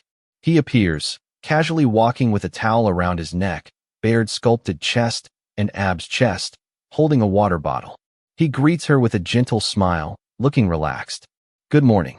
Yun Jin reacts with wide-eyed shock, her face filled with panic as she processes the situation. In a panic, she yanks the blanket over herself, scanning frantically. Her expression shifts into one of nervous realization. She exhales in visible relief, realizing nothing happened between them the night before. She mutters to herself, "Didn't do it," he speaks. He says, "Surely, you're not thinking I'd do something to someone who's passed out, are you?" Song-hyuk, shirtless with a towel draped around his neck, sits casually on the bed while looking at her with a small smile. She sits upright, clutching the blanket tightly, still wary of the situation. She says, I know you're not the type to do that." But her inner monologue continues. "But why does it still feel so unsettling?" She speaks cautiously. "This is your place, right, Sunbae?" He responds with a calm smile. "Why? It's not like it's your first time here." She hesitates, nervously clarifying. "Just to make sure. Yesterday we..." Looking flustered but trying to remain composed, she asks with a faint smile, "Nothing weird happened, right?" He speaks firmly, slightly leaning forward. "What do you take me for? I'm not the kind of trash who'd take advantage of a drunk woman." She sits back with relief, exhaling deeply. She thinks, thank goodness. Seems like nothing really happened. Her inner thoughts echo with guilt and self-reproach. She thinks, seriously, Yun Jin. No matter how drunk you were, crashing at your senior's place? He hands her a bottle of water. She takes it hesitantly and thinks, maybe you should change your clothes? He explains, I just got out of the shower, that's why. He looks at her seriously and asks, but seriously, you don't remember anything? She drinks the water nervously, her eyes shifting. She admits hesitantly, just bits and pieces. She looks at him nervously and asks, did I do something wrong? He puts his hand on his chin thoughtfully and answers, not exactly wrong. He speaks more directly, his words hanging heavily in the air. Then, I guess you don't remember confessing your love to me either. The woman reacts in shock and fury, her face turning red with rage. She yells, don't lie to me. He remains calm, standing across the dining table while she sits, fuming. He says, you said you didn't remember anything, so why are you jumping like that? Maybe you did confess. She slams her fists on the table and retorts angrily, there's no way I did. The man straightens with a subtle smirk, speaking casually but with weight. He says, then maybe I confessed. She looks distressed, her expression tight as she internally reacts. Hey. A bowl of bean sprout soup is placed in front of her as he speaks. Just eat. You like bean sprout soup, don't you? Her expression softened with thought. He remembers even the tiniest things. They sit across from each other at a table. She politely addresses him. Thanks for everything yesterday. Sorry for being a burden. He stares at her intently, his face serious, while she looks confused. He leans slightly, speaking firmly across the table. You don't need to say stuff like that to me. No need for thank yous or apologies. She looks unsure, speaking hesitantly. Then what am I supposed to say? He replies, oh, there's plenty you could say. Let's hang out. Let's eat. I miss you. She places her hand on the table as she decides to leave. It's late. I'll head to work first. He asks her, how are you planning to get there? She looks slightly startled and replies, obviously by taxi. A comedic tension fills the room as she pats her pockets, realizing something, while the man sits calmly across from her, unfazed. Flustered, she starts to ask, where's your... Song-hyuk, smiling with his hand on his chin, responds, on Haeun will bring it to the office along with your bag. She forces a carefree smile and says, I don't care. These days, who doesn't have at least 1 or 2 credit cards registered on their phone? He keeps his calm smile and asks, and where's your phone? Yun Jin, embarrassed, checks her pockets and realizes she doesn't have her phone on her. He warns her, if you walk, you'll be late. Are you okay with being late on just your second day at work? Yun Jin's dilemma scale appears in her mind. On one side, I hate owing favors. On the other, I can't stand being late. The scale tips heavily toward responsibility. She thinks I can't allow myself to be late, especially as a team leader. She reaches her hand forward towards Song-hyuk while he looks up at her with slight curiosity. With a reluctant but determined expression, she extends her hand and says, lend me some money. He looks at her with calm seriousness and says, they say the closer you are, the less you should deal with money. She leans forward with a firm expression, retorting, then I guess it's fine for us, since we're not close. He counters bluntly, I'd rather lend to anyone else, but not you. She thinks to herself in frustration, ugh, how petty. Her lips part slightly as she struggles to control her reaction. With a soft, almost vulnerable look, she asks, please give me a ride. He gazes at her gently, a faint smile touching his lips as he replies, that's the best thing you've said all day. Standing beside the car, she looks back over her shoulder and says, Senior, thanks for giving me a re. She pauses, her tone is hesitant but polite. He sits in the driver's seat, staring at her in silence with a serious look. She grows uncomfortable under his gaze and asks, why are you looking at me like that? She suddenly recalls his earlier words in her head. Don't say thank you or sorry to me. Her eyes widen as the memory echoes. Standing outside the car, she gives him a soft, awkward smile and says instead, drive safely. She walks away, her back straight as she exits through a tall white gate under the clear morning sky. He leans against the car's seat, a subtle, content smile on his face as he watches her leave, his expression filled with quiet fondness. His memory trails off to the night before where he carries her on his back up to the room, her arms hanging loosely around his shoulders as he climbs steadily. A quiet stepping sound effect echoes in the cool blue atmosphere. Sung Hyuk's glances slightly to the side as she murmurs weakly against his shoulder, from behind. He continues up the stairs with her clinging limply to him. She continues to mutter.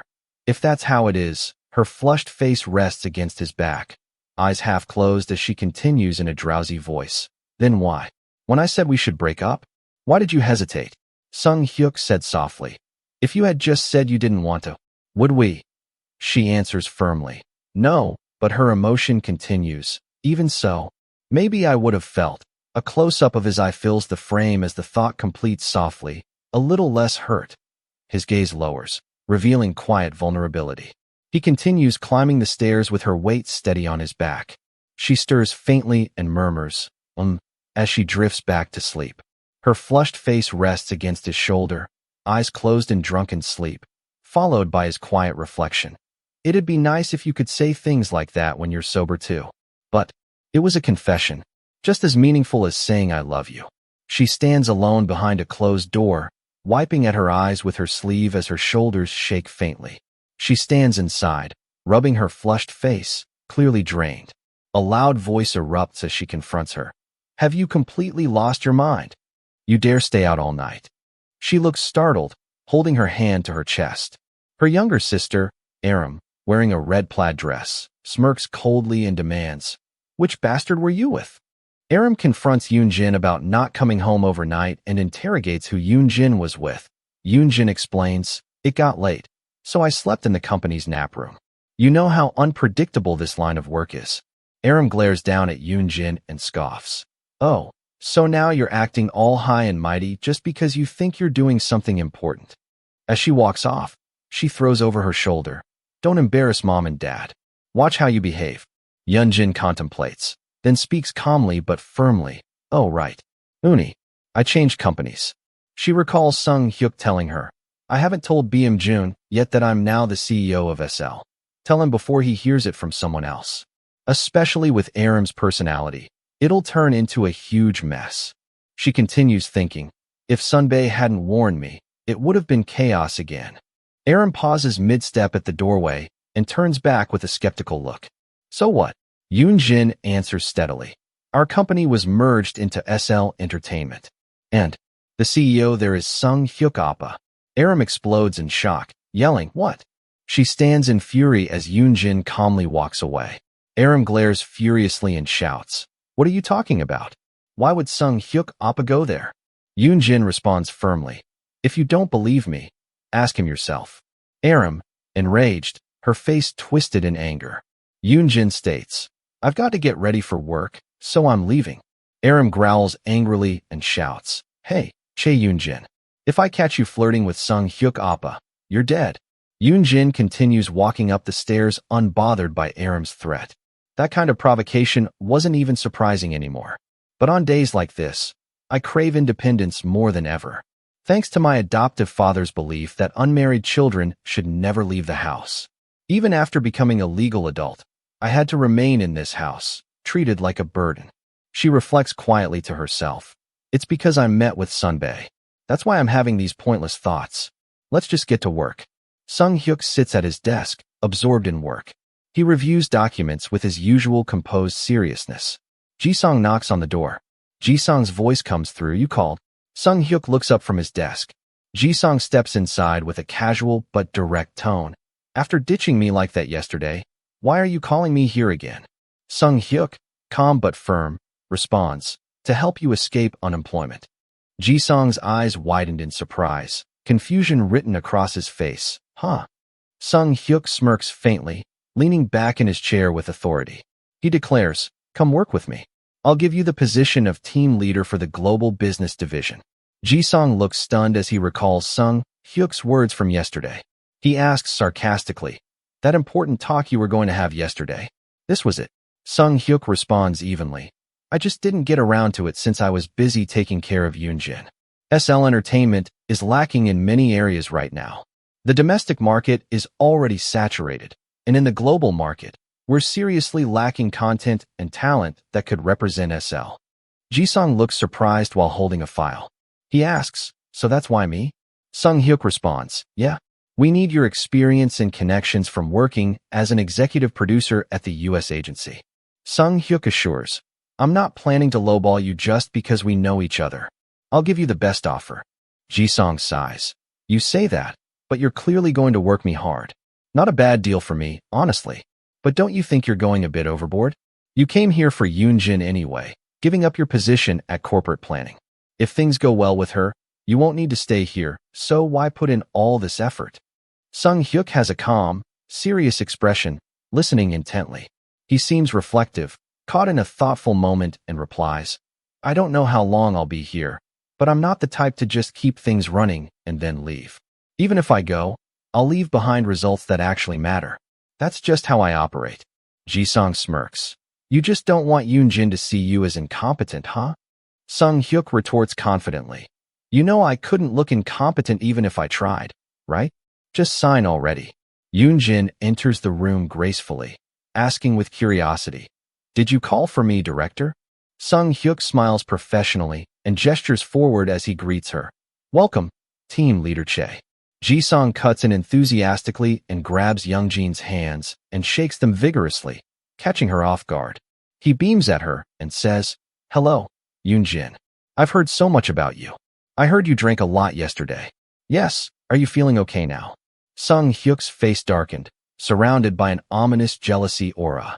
In contrast, Yun Jin looks confused. Sung Hyuk grips the edge of Ji-sung's collar and looms behind Ji-sung, his expression dark and intimidating. Hey, don't act friendly at work. Ji-sung stiffens, sweat forming at his temple as he senses the threatening presence behind him. Yun Jin looks confused as she tries to speak. Director, this person is? Ji-sung smiles confidently and introduces himself. Personally, I'm a friend of Cha Sung-hyuk. Professionally, I'll be heading the global business team. Say hello if you see me around the office. Sung-hyuk's sharp voice cuts in, Don't. Yun Jin looks slightly nervous but polite as she says, Oh, I've heard a lot about you before. Ji-sung smiles warmly and replies, About me? Hopefully nothing bad. Yun Jin recalls, As you probably know, the director doesn't talk behind people's backs. Ji-sung teases, Well, you're the kind of guy who insults people to their face anyway. Annoys, Sung Hyuk explains the purpose of the meeting. I called you both here so you can get familiar. There'll be plenty of run-ins from now on. If introductions are over, team leader Che, you can head out now. Yun Jin replies, confusingly, Okay. Sung Hyuk warns Ji-sung sternly. If you act close with Yun Jin one more time, I'll fire you. Ji-sung, relaxed and playful, responds, Then I'll sue you for wrongful termination. Sung Hyuk speaks seriously. Anyway, help Yun Jin out a lot. I'm still clueless about the entertainment industry, so there might be areas I can't properly handle. If anyone bothers her, tell me right away. Ji-sung smirks, replying, Are you kidding me? Did you hire me as a spy? No, more like a lackey. Or snitch. Sung Hyuk, signing a document, responds coldly, Call it whatever you want. Ji-sung entertains his thoughts. Coming back to Korea was the right call. I didn't expect to witness something this entertaining. His Highness Cha Sung-hyuk, totally losing it over the girl he likes. What a sight. At a modern house under a glowing sunset, the sky bathed in orange hues. Inside, Aram sits quietly at the dining table, appearing thoughtful and subdued, thinking back to when Yun Jin says, Our company got merged with SL Entertainment, and the CEO there is Sung Hyuk Appa. She presses her finger to her lips, eyes narrowed in calculation. She muses, someone like Che Yun Jin? No way she'd catch Sung Hyuk Appa's eye. Her expression hardens, brows furrowing as unease creeps in despite her words. Why do I feel so uneasy about this? She runs to the living room and calls out loudly, Mom. Her mother, occupied by the TV, responds, Aram, can't you see I'm watching TV? Aram abruptly turns off the TV. The mom yells, What are you doing? Aram replies, That's not what's important right now. I want to marry Sung Hyuk. Aram reveals her bitterness. Since childhood, I hated everything about Che Yun Jin.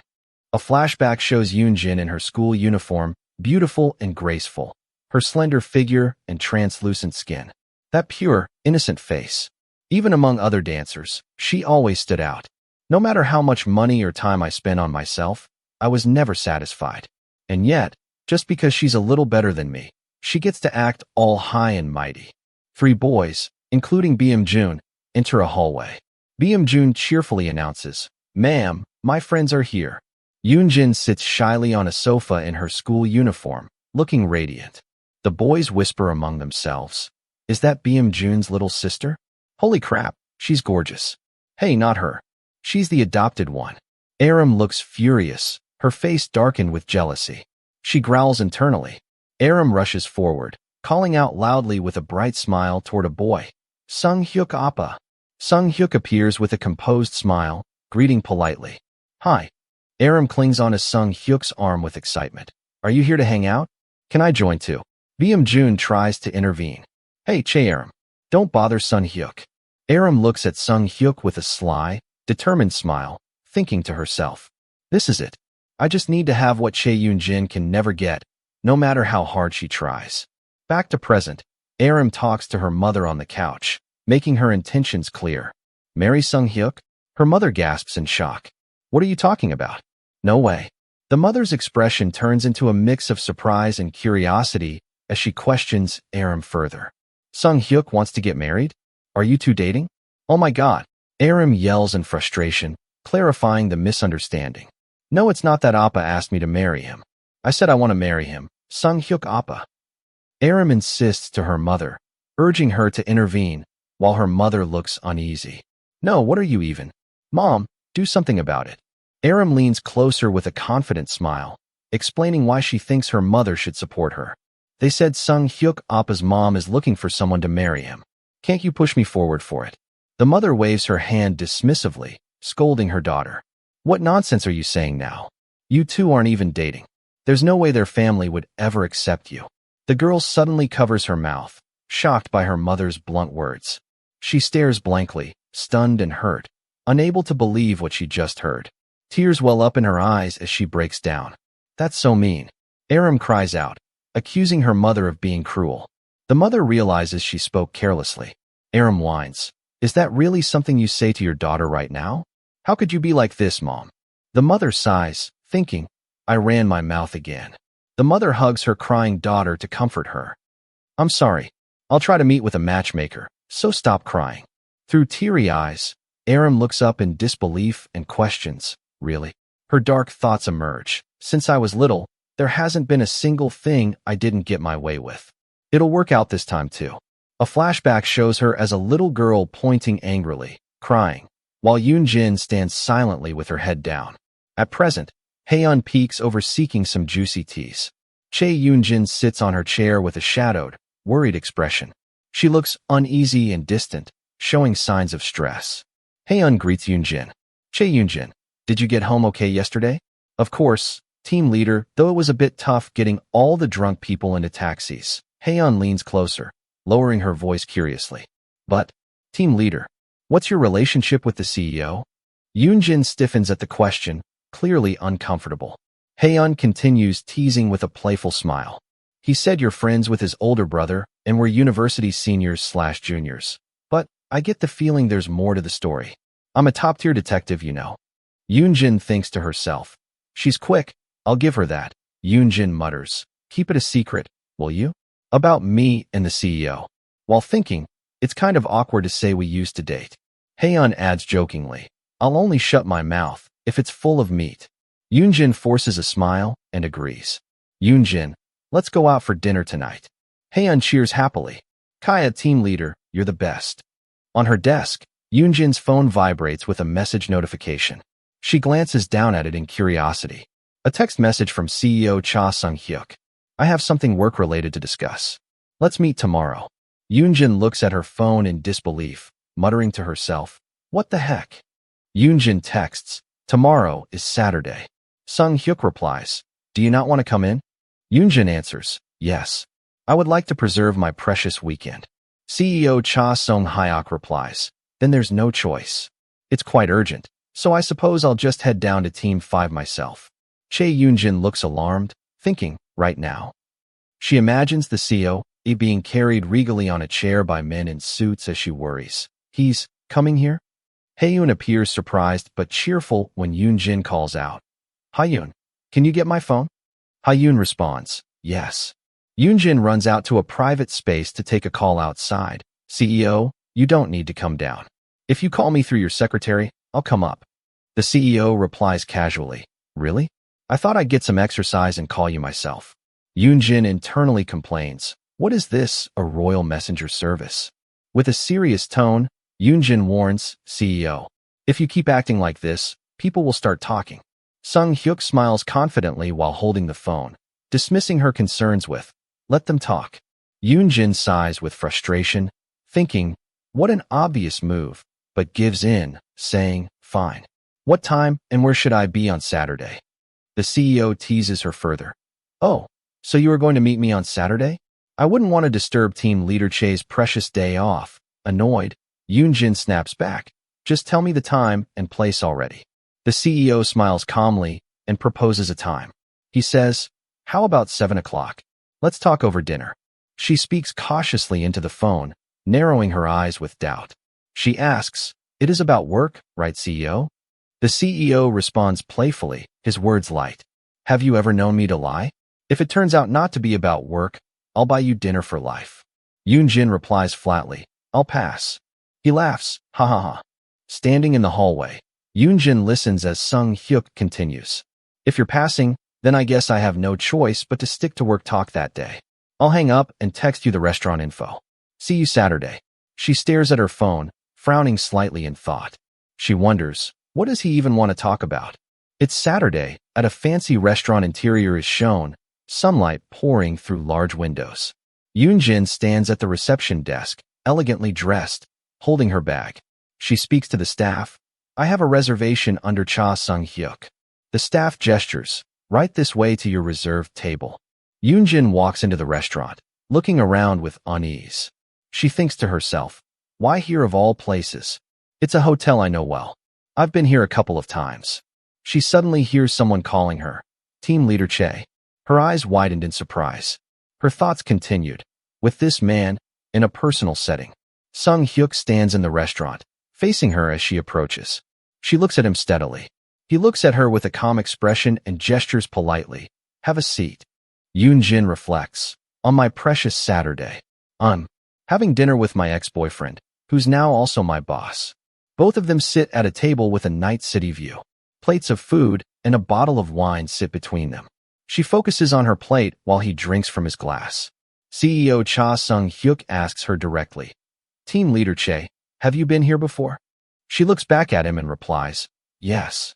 CEO Cha, holding a glass of wine, asks, who did you come here with? She answers hesitantly, with you. She then adds in her thoughts, I came here once before with someone I briefly dated. He follows up, asking, have you come here with anyone else? She responds firmly, no, I've never come here with anyone else. CEO Cha smiles gently, dismissing her seriousness. He says, enough with the jokes. Then shifts the mood, saying, let's get to the point. I asked you to come here because I have a request, Team Leader Che. I'm sure you've noticed it by now. A cake decorated with strawberries sits on the table. For a company our size, we lack substance. When people hear the name SL Entertainment, nothing stands out. Not production, not even the actors. It just feels bland. I've been thinking of launching a new flagship project. She looks at him intently and asks, how can I help with that? A flashback appears of CEO Kong from Haesung Entertainment speaking to him at dinner. During our last dinner, CEO Kong from Haesung Entertainment told me something. He said that you have a keen eye for selecting scripts. CEO Cha Sung Hyuk looks at her seriously and states, I need a project worth investing in, and I want you to be in charge of picking that project. Che Yun Jin's eyes widened in shock. What do you mean? Respectfully, sir. My main role is in management. A flashback shows Che Yun Jin presenting scripts in her previous company, recommending roles. He replies, but I heard reviewing scripts was your main job at Haesung Entertainment, though? She explains, I was just recommending parts that would fit popular and commercial projects. If the project becomes a hit, then the actor will too. CEO Cha smiles, confident in his reasoning. That's exactly what I want. A popular and commercial project. And the actor who fits that project. It's about time for the new Team 5 to start bringing some results for SL Entertainment. I don't think this is a bad offer for you either, Team Leader Che. Yun Jin hesitates internally and then says, honestly, this proposal feels like it's too rooted in your personal feelings for me to accept. Should I be even more blunt? Senior, just stop and return to the position you're supposed to take. Yun Jin challenges him with sharp words while the focus shifts to the table setting. She continues, do you even know the trends in this industry, Sunbae? Do you know what movies, dramas, or actors are popular these days? You don't know a thing about entertainment and don't care either. So what exactly are you trying to do? Her inner thoughts echo coldly as she tries to shut him out. Just stop now. Go back to where you were supposed to be. Don't waste your time on me. He speaks out directly, clarifying her stance with calm seriousness. Not exactly. This isn't just because of my personal feelings. She questions, not just because of your feelings? He says confidently, I admit, there were some of my feelings involved. And ruining a subsidiary isn't the end of the world. But I'm not that kind of fool who'd destroy his own reputation over a woman. Right now, SL Entertainment needs someone with a discerning eye to pick worthwhile projects, and someone who'll be brutally honest. As you said, I know nothing about the entertainment industry. But that doesn't matter. He speaks with confidence, a soft smile on his face. My role is to manage talented people like you efficiently. They sit together at the table, the cityscape glowing outside the window. She questions the risk.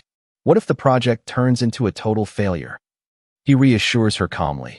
Even if it fails, I'll take full responsibility. Don't worry about it. Did you really think it's going to be that easy?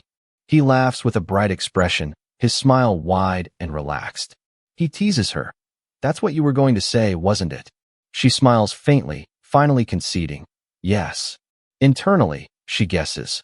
Maybe, just maybe, this quick-witted man may already know that I still haven't gotten over him, that I secretly enjoy the light conversations and jokes we share, and maybe that's why he's able to bulldoze his way forward like this. He takes a sip of wine while speaking calmly. I won't make you answer now. Take your time to think it over.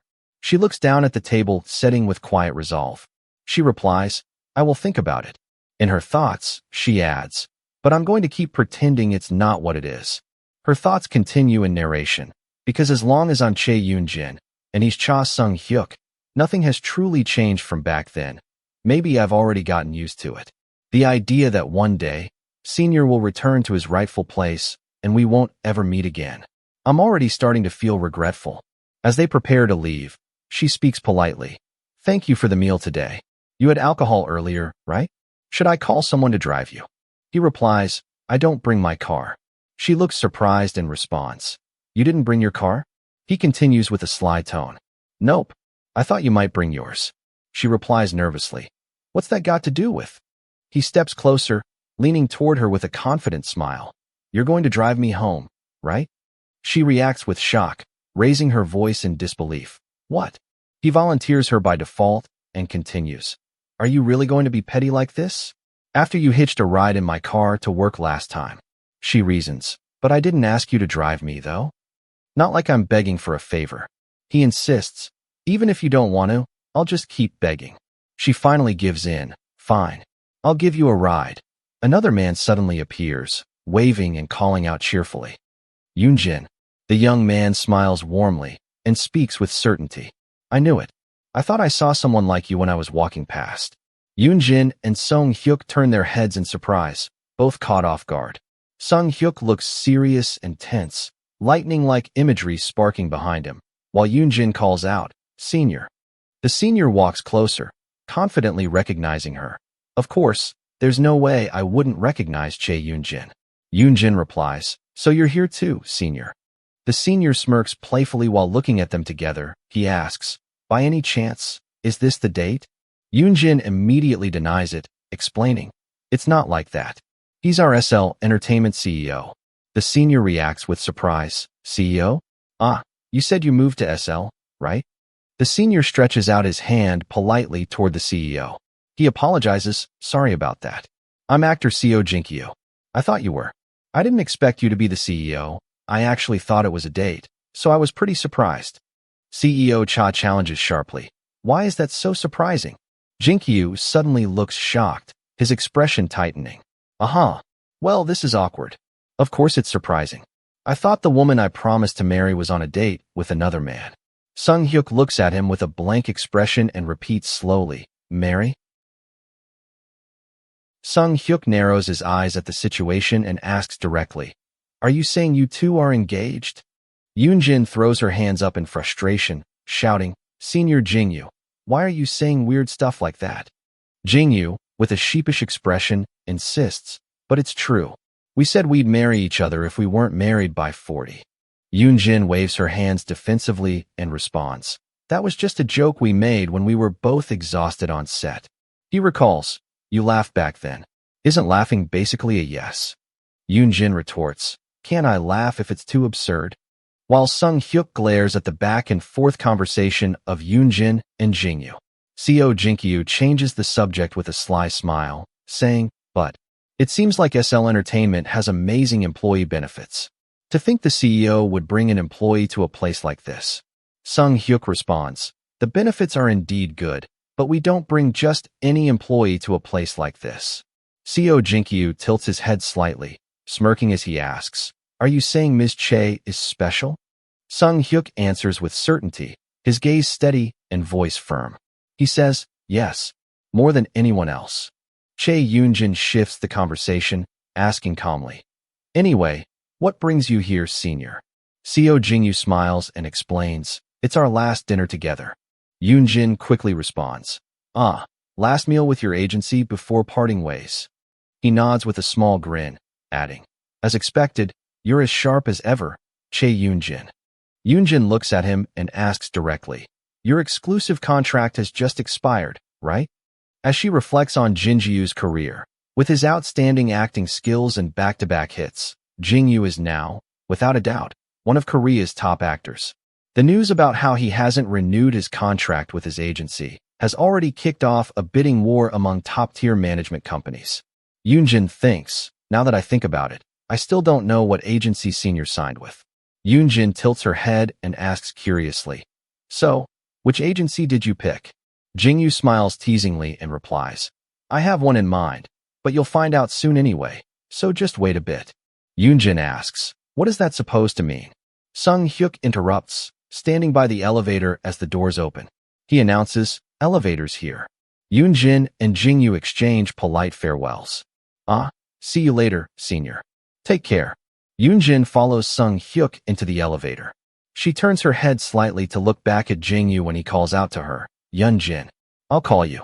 Sung Hyuk's expression darkens as he silently watches the exchange between Yun Jin and Jinkyo, his aura radiating tension. As they stand together, Sung Hyuk asks, "Are you close with Co Jinjio?" Yun Jin answers curtly, "Yes." Yun Jin reflects internally, thinking, "I thought he wasn't the jealous type." Actor Co Jinjio. I met him 2 years ago through a movie featuring an actor I was managing. We didn't keep in touch frequently, but we'd grab drinks every couple of months. He was just so easy to be around with, even after long gaps. And honestly, he reminded me a little of Sung Hyuk.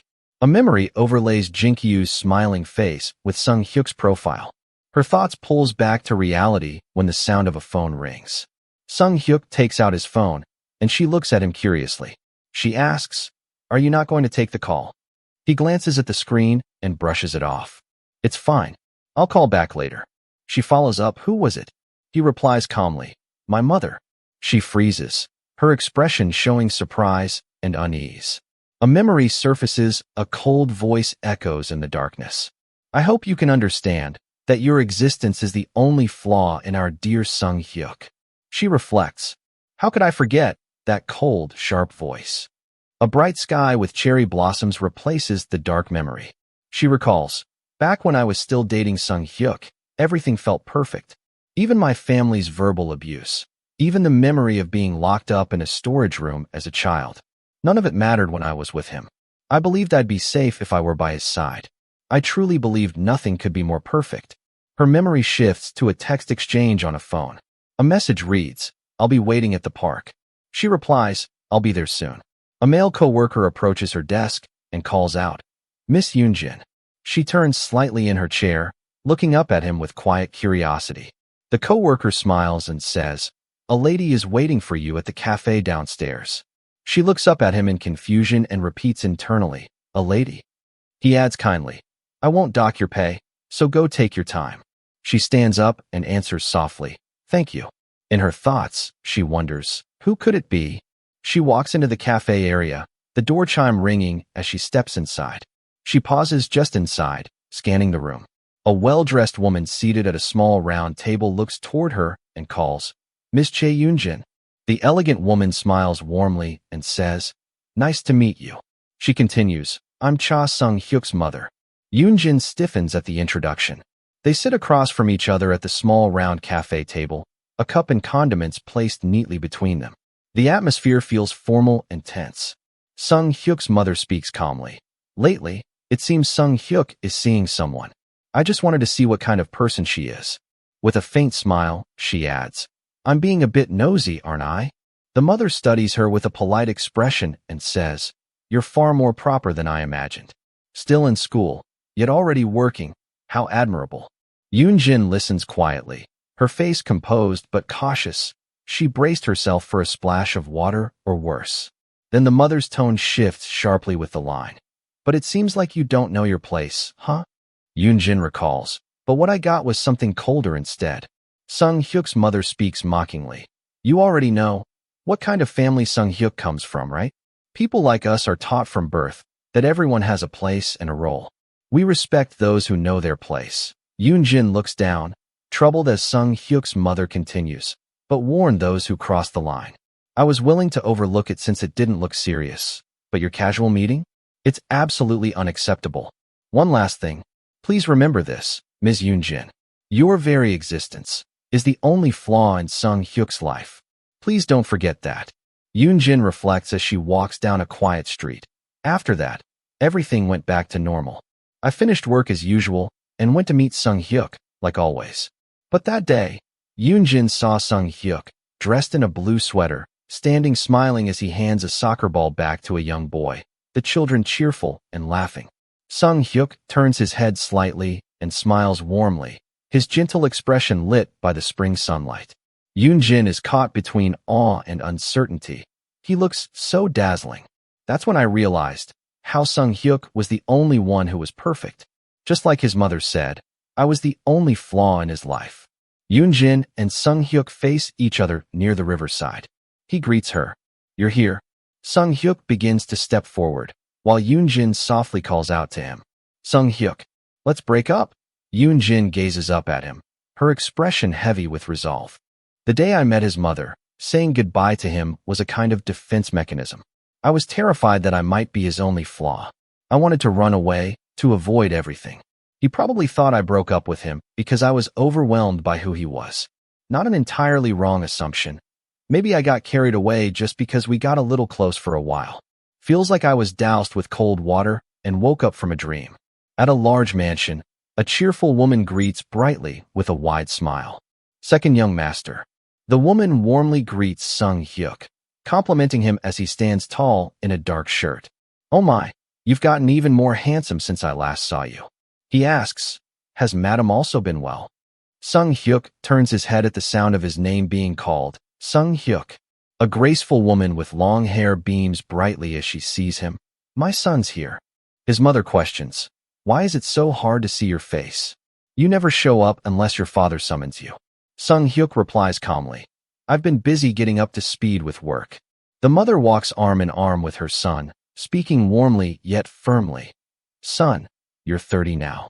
It's time for you to find and meet a nice girl and get married." The son looks serious and replies, "I should." Surprised, the mother reacts with wide eyes. "Oh my, really? That's a surprise. You used to get all serious whenever marriage came up." The mother suggests with a smile, "Then how about meeting the only daughter of the Hong-un group? They say she's really lovely." The son rejects her suggestion firmly, looking straight at her. "I'll choose my own marriage partner, mother."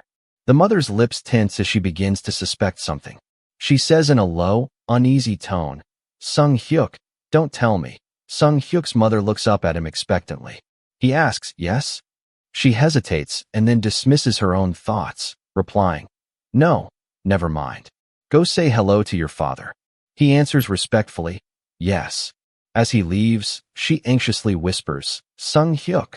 She wants to question, "You're not seeing someone like Yun Jin again, are you?" Sung Hyuk reaches for a door handle, opening it as he announces, "I'm here, father." Inside, his father sits calmly with a book in hand. He looks at his son and commands, "Sit down." His father is SL Group Chairman, Cha Hyun-woong. The two sit across from one another in the large living room. His father asks, "How's work going lately?" Sung Hyuk replies, "I'm still getting a grasp on things. We plan to officially kick off the new project next week." His father takes off his glasses, his tone becoming heavier, and says, "You understand what it meant when I tried to hand you the position of head of corporate planning, the one your brother held, don't you?" He knows his father's strict philosophy. Father is strict when it comes to merit and punishment. The scene recalls how his brother was held accountable for repeatedly failing to secure major projects, leading to significant losses for the group. Sung Hyuk thinks to himself as he reflects on his father's actions. He acknowledges that his father's offer was likely an attempt to both recognize his accomplishments in the U.S. and reward him. He then admits, "I turned down that offer." His father leans forward, questioning him with concern. He asks, "Were you trying to avoid conflict with your brother? Or was there another reason?" Sung Hyuk's hand resting on his leg shows his calm resolve. He answers firmly, "My answer remains the same as before." The scene shifts to a flashback of Yun Jin, holding her chest while looking ahead with urgency. Another image of her leaning weakly on his shoulder, being supported as they walk together under the dim, bluish light of evening, creating an atmosphere of vulnerability and care. Returning to the present, Sung Hyuk smiles gently. He states with quiet determination, "I changed my mind." His father looks at him in silence, his expression serious yet contemplative, showing a mix of surprise and concern. His father responds in a stern tone, recalling the past. "You acted strange when you left for the U.S. too. Don't expect me to stay quiet just because you've shown results." Sung Hyuk reassures him with a smile, "I won't give you any reason to be disappointed." Sung Hyuk thinks to himself, determined to protect someone important to him. "If I don't want Yun Jin to be burdened, I'd better show solid results." The door creaks open slightly, and a man in a suit enters, clearing his throat. He says, "Ahem." Cha Myung-kyu and his wife Hong Young-hae enter the room. Myung-kyu smiles and says, "Well, head in now, father." Jung-gi greets politely, "You're here, young master." Sung Hyuk bows slightly and replies, "Yes, sister-in-law." Myung-kyu laughs and scolds, "Sung Hyuk, you punk. You've returned and stayed in Korea for almost a month and haven't contacted your brother?" Myung-kyu looks at his brother with a teasing smile, asking, "What were you two talking about?" Their father, Cha Hyun-woong, cuts in with a stern look, saying, "Nothing special." His inner thoughts reveal his contempt. That pitiful guy. Look at him rushing over, scared that we'd discuss business behind his back while he's not here. The father concludes coldly, "Enough. Now that we've seen each other's faces, you two can leave." Myung-kyu answers obediently, "Yes." As they step out, Myung-kyu turns back to Sung Hyuk, calling out, "Hey, Cha Sung Hyuk." With a defensive tone, he insists, "Even if you hadn't stepped back, I could have kept my position as director." Sung Hyuk responds sharply while walking, pulling stunts to catch father's attention. "I bet that won't last for long." Sung Hyuk takes another step, saying firmly, "I didn't step back. My decision had nothing to do with you." Myung-kyu reacts in shock. "What?"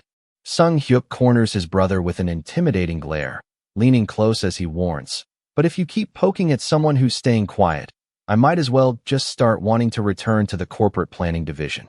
With narrowed eyes, Sung Hyuk delivers his final warning. "So keep it in check." Sung Hyuk walks away as his brother yells after him, demanding an explanation. "Hey, then what is it?"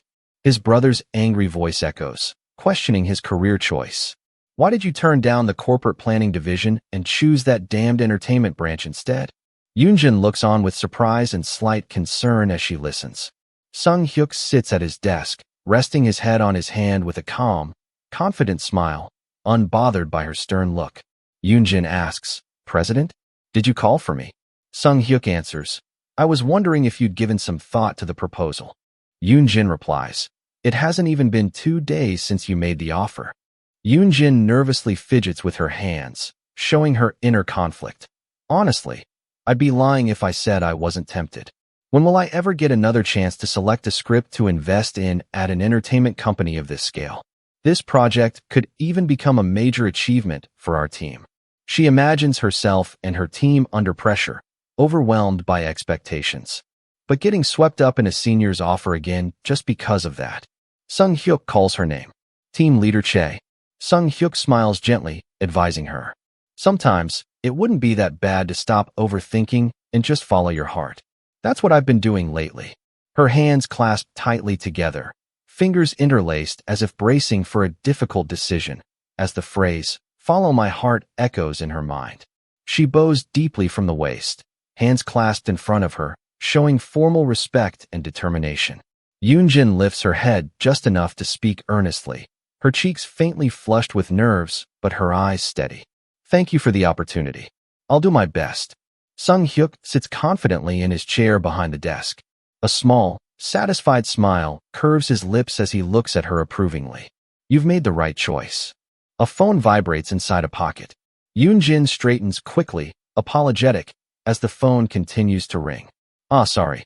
Sung Hyuk reassures. Go ahead and answer. What if it's an urgent call? Yun Jin lifts her phone to her ear, her brows knitting slightly as she answers. Hello? Jingyu Sunbae. Sung Hyuk watches her from behind the desk. His expression turns serious and unreadable, his eyes narrowing slightly as he listens to her side of the conversation. In the office lobby, two co-workers glance toward the entrance with surprise. One covers his mouth with his hand, while the other grips an iced drink, both reacting shock and surprise. Jingyu stands in the company lobby, holding his phone to his ear with one hand tucked casually into his pocket. He looks up slightly as he speaks calmly. Yun Jin yells shockingly, "You're in our company lobby right now." Jingyu leans casually with his arms crossed, speaking warmly. Did I really arrive on a bad time? Yun Jin answers him, yes. You somehow managed to come at exactly the busiest moment. While others nearby react in surprise, whispering about his identity. Isn't that actor Seo Jinjio? Jingyu apologies. Sorry, I guess I'm a bit clueless. Yun Jin asks a direct question. By the way, what brings you to the company? Jingyu touches his cheeks with a playful expression and answers with a cheerful smile. Actually, I came to sign an exclusive contract. She realizes the truth as the two stand facing each other, her expression showing astonishment. The company you were about to sign with was SL? Jingyu replies, yeah, it ended up that way. Jingyu rests his hands on the table as he listens to Yun Jin talk. So you're here to sign today? The team that gets to work with you is super lucky. While she wonders which team he'll be on, Jingyu asks, Yun Jin, which team are you in again? Yun Jin replies, Team 5. Jingyu made up his mind. Then I'll be joining Team 5 as well with you. Her eyes widen in surprise as the man reveals his words with a calm smile. What? He rests his face against his hand, smiling gently as he admits his true reason. I came to sign with SL because of you. Haeun reads from her phone, surprised. She says, wow. Actor Seo Jingyu ended up not renewing his contract with his former agency. She was walking with another woman while holding her phone. The other asks, really? Didn't Team 1 go all out trying to recruit him?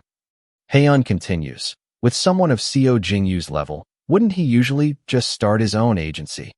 An idea hits her and she questions, can't we just snatch him for our team? The other woman teases, what?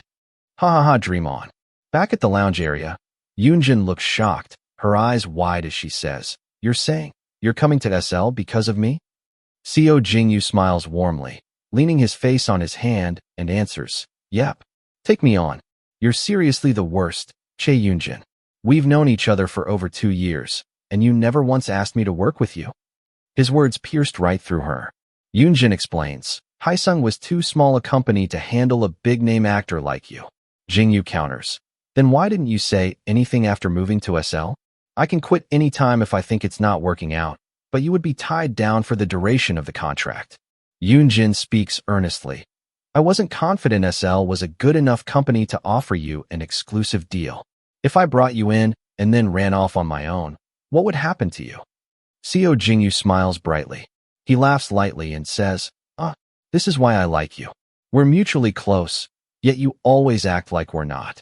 She glares back at him in annoyance. He asks, so, after observing for about a week, how do you feel?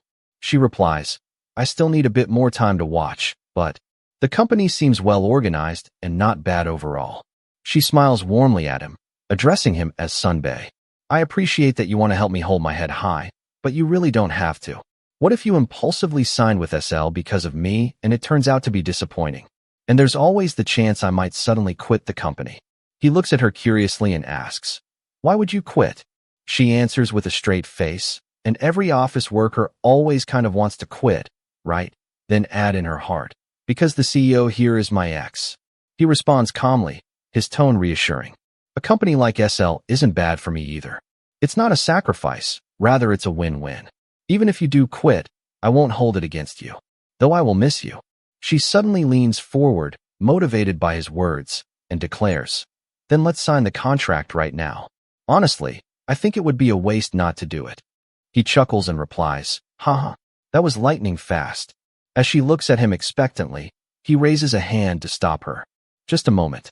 Before we sign, I'd like to meet with the CEO, if possible." CEO Cha sits with a stern expression, his hands clasped together, radiating a tense and intimidating aura. Behind him, Yun Jin stands nervously, clearly uneasy in the heavy atmosphere. CEO Jingyu sits across from them, his demeanor the complete opposite, calm, smiling softly with a gentle glow around him, unbothered by the cold dark aura across him. CEO Jingyu breaks the silence, speaking directly. "We meet again." CEO Cha responds politely with a small smile. "Ah, yes." Yun Jin recalls what Jingyu said earlier. "There are a few conditions I'd like to confirm directly with the CEO. Don't worry, it's not something like a 10 billion won signing bonus." Yun Jin thinks to herself, "Jingyu Sunbae, what on earth are you planning to say?" CEO Cha leans forward with interest. "I heard you're considering signing an exclusive contract with our company." CEO Jingyo responds confidently. "Yes, but there are a few conditions I'd like to request. There's a manager I worked with at my previous agency. I'd like to transfer to SL together with them. And I've given that manager a 1-month vacation, so, in the meantime, I'd appreciate it if you could assign an on-site manager to accompany me and take care of my schedule." CEO Cha responds, "No problem. We'll assign someone competent to you." Yun Jin thinks to herself, "That's not as big of a deal as I expected." CEO Jingyu then makes his request clear, leaning forward with a warm smile. "I'd like the on-site manager to be Team Leader Chai Yun Jin." Yun Jin yelled in surprise, "What?"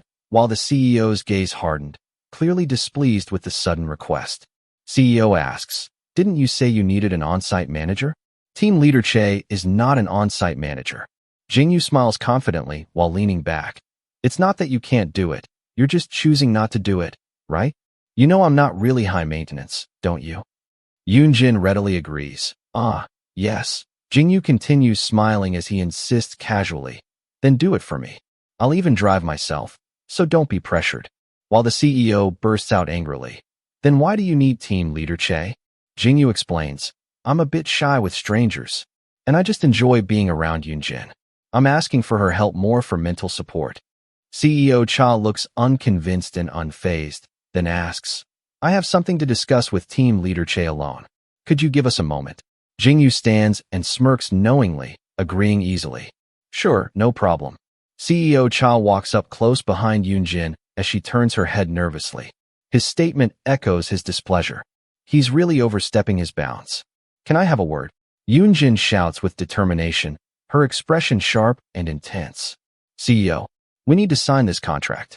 Actor CEO Jingyu has the potential to become the face of our company.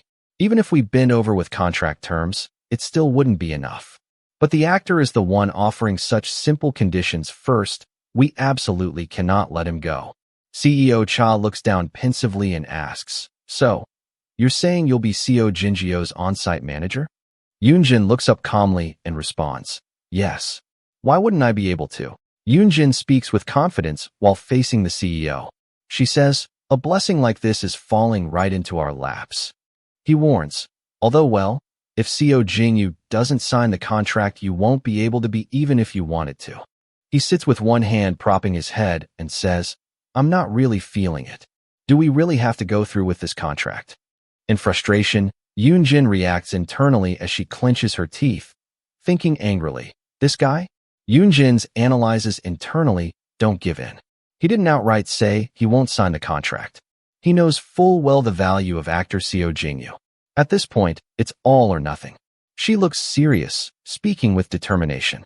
She declares, if you blow this deal, I'll quit the company.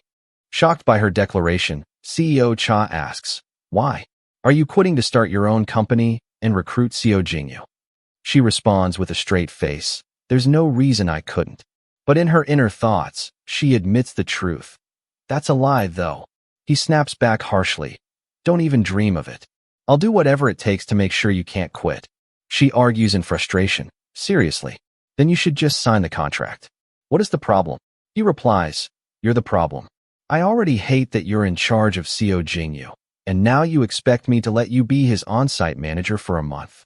She pinches the bridge of her nose, exasperated, and pleads, please, separate your personal and professional life for once. He answers firmly yet conflicted, I have no intention of doing such a thing.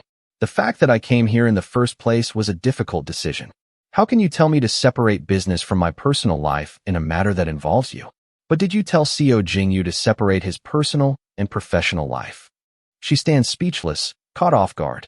She admits to herself, I have nothing to say. Tension lingers between them. CEO Cha closes his eyes briefly, his fingers resting against his jaw as if weighing the consequences. After a quiet pause, he gives in with restrained acceptance. Fine. Tell the legal team to prepare the contract. The room feels lighter as the decision settles. Yun Jin reacts with surprise. Really? CEO Cha, still composed, warns coolly. Don't look too happy about it. You'll make me want to cancel the contract. A soft, satisfied smile forms on her lips, revealing how pleased she is by the outcome. That's great. Once the news breaks that he signed Seo Jingyu after taking over as CEO, it will be good for his reputation. Standing before him with utmost professionalism, she bows deeply, hands clasped in front of her. Then I will proceed as planned, Mr. CEO. CEO Cha watches her intently, eyes sharp and contemplative. His voice lowers with quiet scrutiny. Are you that happy about bringing Seo Jingyu in?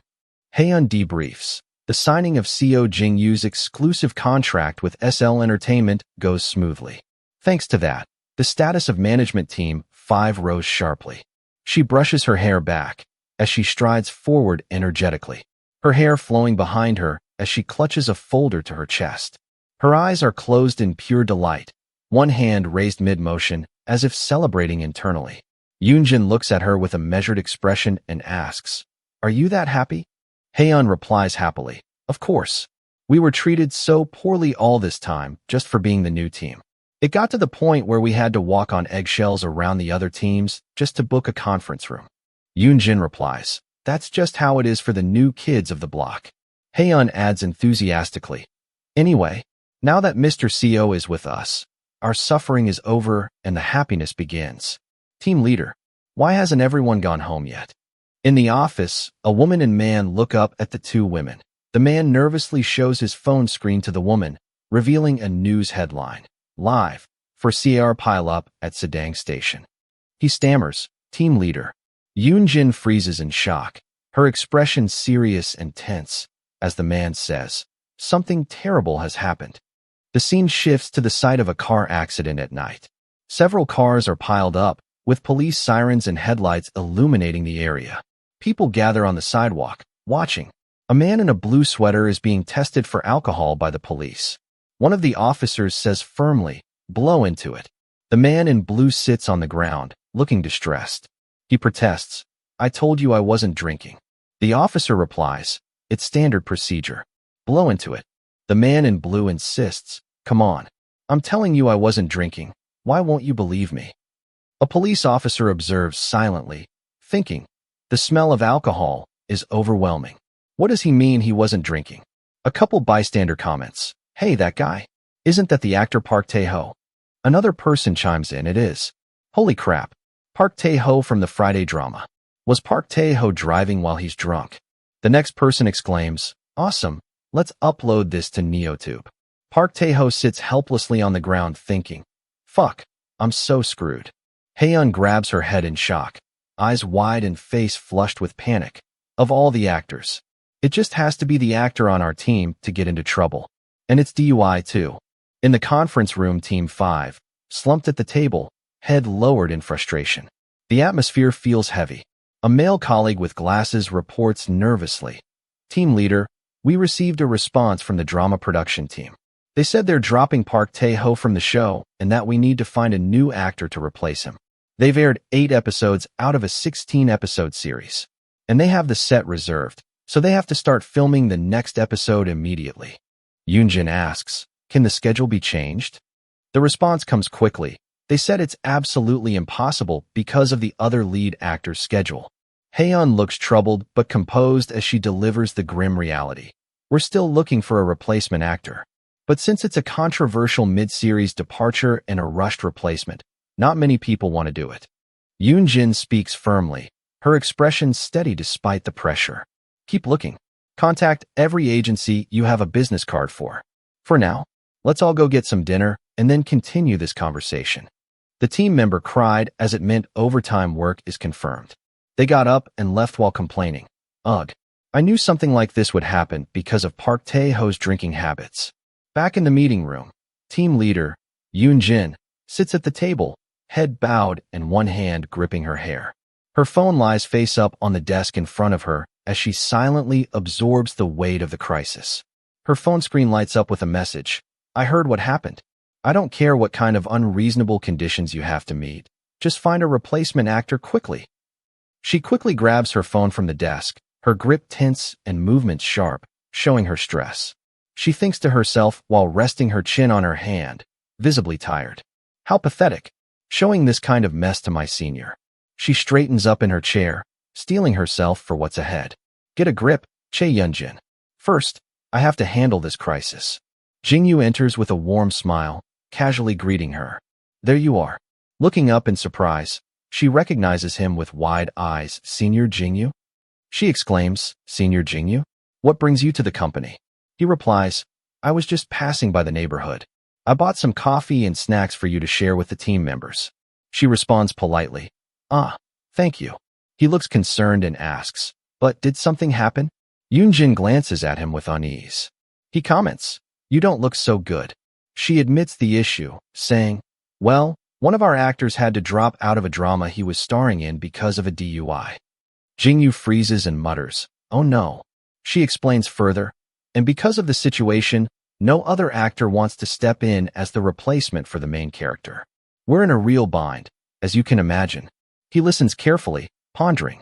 He murmurs, He then suggests with a calm demeanor, In that case, should I do it? Her eyes widened in shock, responding, Huh.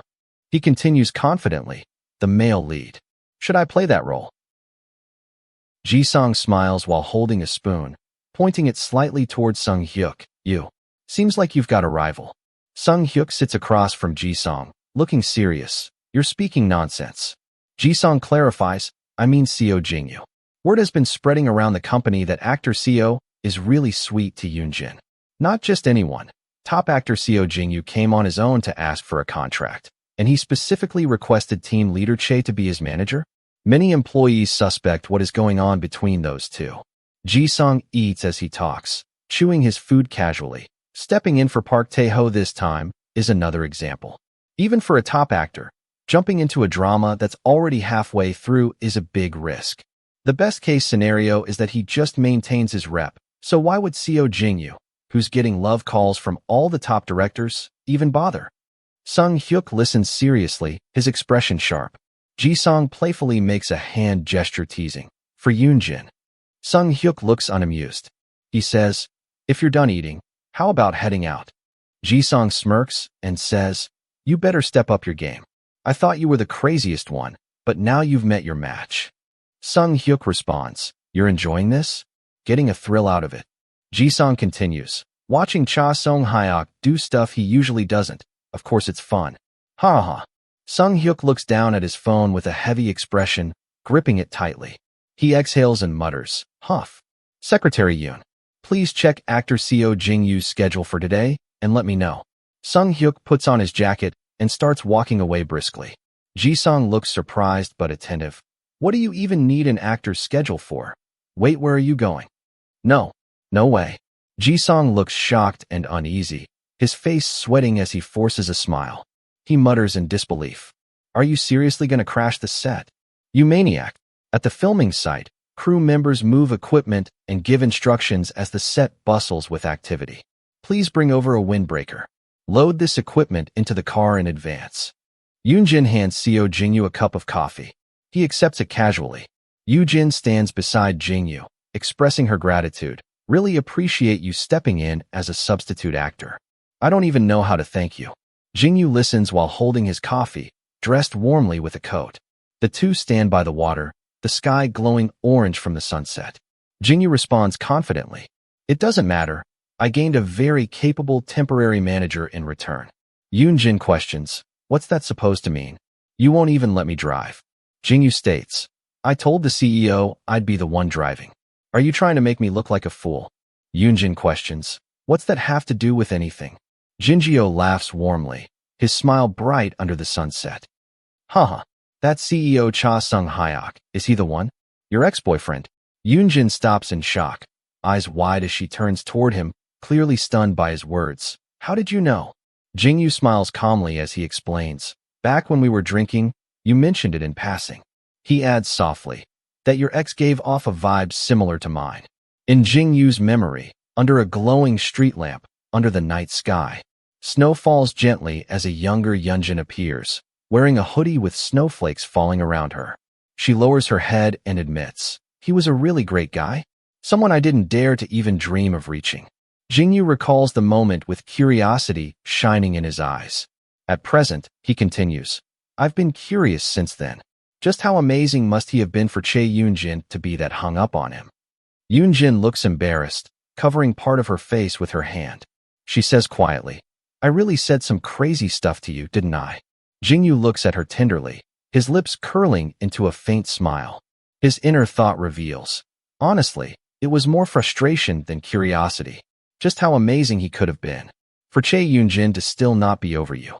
Jingyu reaches his hand over, then gently tucks Yun Jin's hair behind her ear. She looks at him wide-eyed, caught off guard by the intimate gesture. Jingyu gazes at her softly, his thoughts lingering as, because of someone I don't even know, I haven't even dared to confess my feelings till now. Out loud, he asks Yun Jin, but still, what did you like about Director Cha?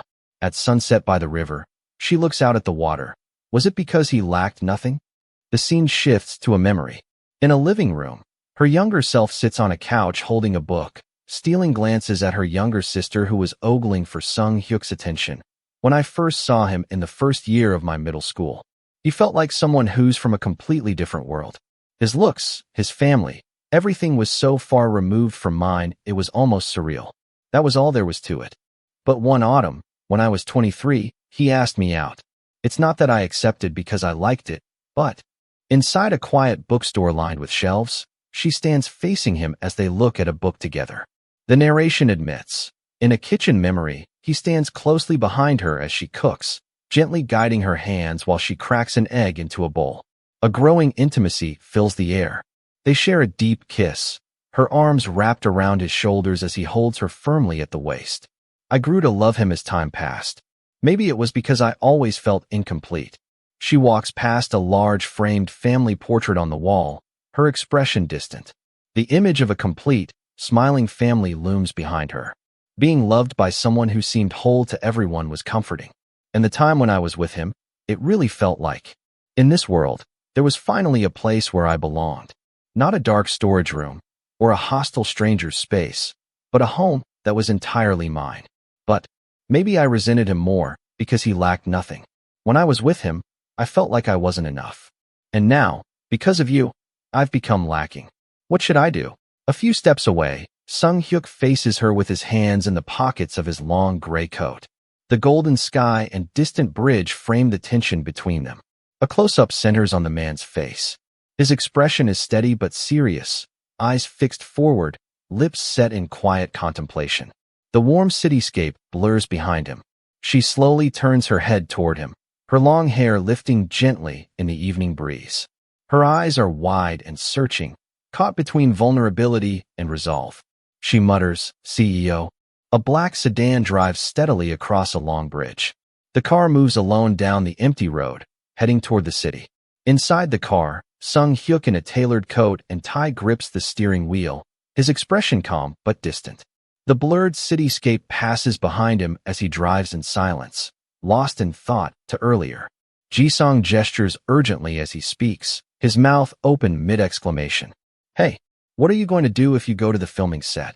He throws his arm up in frustration, his face flushed with agitation as he shouts. Are you crazy because you think Youngin might really start something with actor Seo? That's honestly such a pathetic thing to do.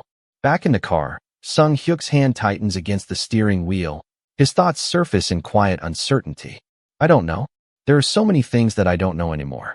What you're thinking right now, or how I could possibly win your heart. Maybe that's why I keep doing things I've never done before.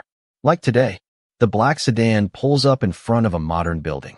A parking attendant in an orange vest stands nearby holding a baton, glancing toward the arriving vehicle as filming equipment and a guarded entrance suggest an active set. The attendant leans down toward the driver's window, speaking apologetically while adjusting his cap. Sorry, we're in the middle of filming. There's a public parking lot right next door, so. A close-up of a man's eye fills the frame, his pupils spiraling in shock. What? See, CEO? At the filming location, the black sedan is stopped while the parking attendant stands by the driver's window. CEO Cha explains, I was just passing by and dropped in for a moment. Where's actor Seo Jingyu? Two staff members watch from the side, whispering in disbelief as the CEO sits inside the car. CEO, seriously? Why is he here?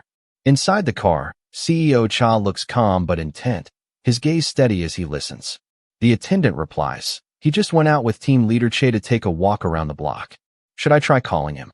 Against the warm glow of the sunset sky, his response comes firm and immediate. No, I'll look for him myself.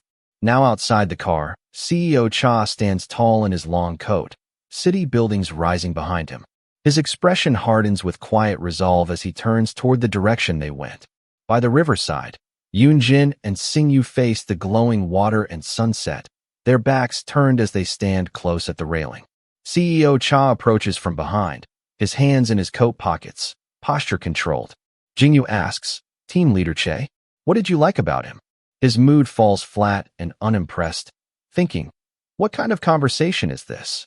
Yun Jin is shown from behind, her auburn hair catching the sunset light as she looks ahead quietly. Was it because he was perfect? But maybe that's the reason why I hated him even more. When I was with him, I felt like I wasn't enough. A polished shoe steps forward against the pavement, followed by a statement. And now, because of you, I've become lacking. What should I do? His posture is composed but earnest, the city skyline glowing behind him as he looks directly at her. Yun Jin turns her head toward him, her long auburn hair lifting gently in the breeze. Her eyes widen slightly, caught off guard by his words, the warm sunset reflecting in her gaze. CEO? She looks toward him, a small bead of sweat at her temple betraying her nervousness as she listens to him. Since it's because of you, you are responsible. My only emptiness is you.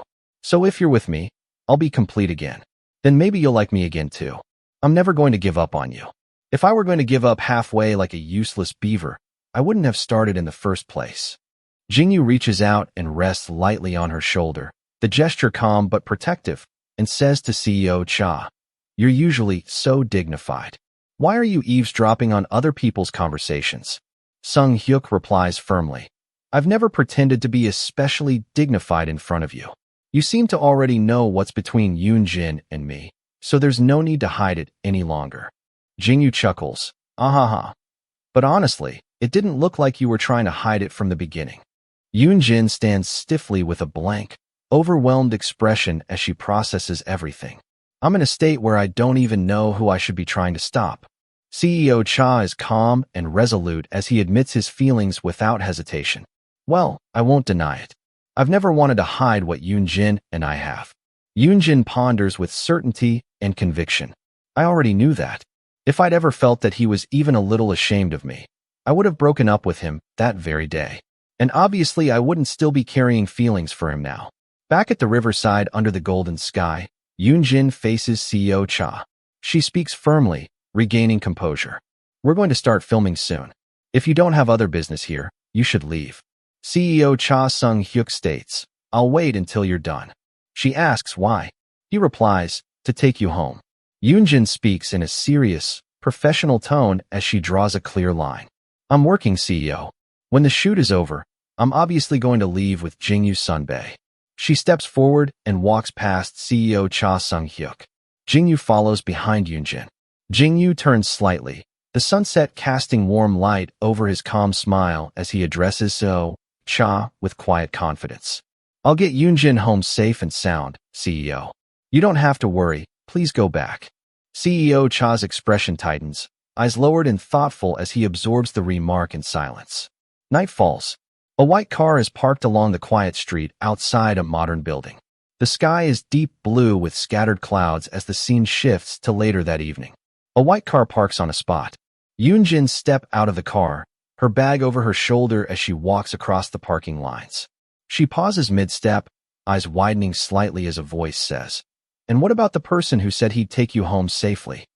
Sung-hyuk stands leaning against his black car under the streetlights, arms crossed, coat draped neatly over his suit. She answers quietly while looking at his back. I told him I'd go alone. He praises, good job. Curiosity flickering across her gaze. She asks, were you waiting to see if Jingyu Sunbae would take me home? While thinking, how long was he waiting? He looks at her with restrained sincerity while she studies him carefully. I was worried you wouldn't come back inside. I felt like I wouldn't be able to sleep at ease unless I saw you go in. Her mind argues, I even humiliated you in front of others on purpose so I could get over you. Looks like it was completely useless. She asks out loud, why? Are you afraid I'll spend the night with Jingyu Sunbae or something? He gazes at her intently, and word escapes his lips. Yeah. Her hand grips the gold chain of her bag tightly. She says, there's really no reason to explain myself. He agrees with her. There isn't. Go inside. From behind, she walks down the narrow passage toward her building entrance under the night sky, her long hair falling straight down her back. Her hand reaches out and pulls open the door handle, while her inner thought convinces herself, I should act colder and more ruthless. She pauses and exhales, her expression conflicted as she recomposes herself. I know it so well, but putting it into practice is so hard. A brand new day. Morning light fills the sky. Haeun leans forward with a worried pout. Team leader, is something wrong? You've looked upset since this morning. Inside a spacious, softly lit building lobby, the two women walked side by side. The team leader replies, nothing's wrong. Let's go to the meeting quickly. Wasn't Team 1's leader also attending today? Haeun replies, yeah. I'm already scared they're going to pick everything apart again. Yun Jin pats Haeun's back and comforts her. You will do well. Haeun, you always do well but still talk like this. Haeun complains, it's not as easy as you think. Yun Jin's calm and focused demeanor pauses mid-step when she hears someone say, excuse me. Is CEO Cha inside? At the reception desk, the elegantly dressed woman stands facing the seated receptionist. Yun Jin watches from a short distance. The receptionist asks, how can I help you? The woman with a confident smile, her earrings catching the light as she introduces herself. I'm Cha Sung-hyuk's mother,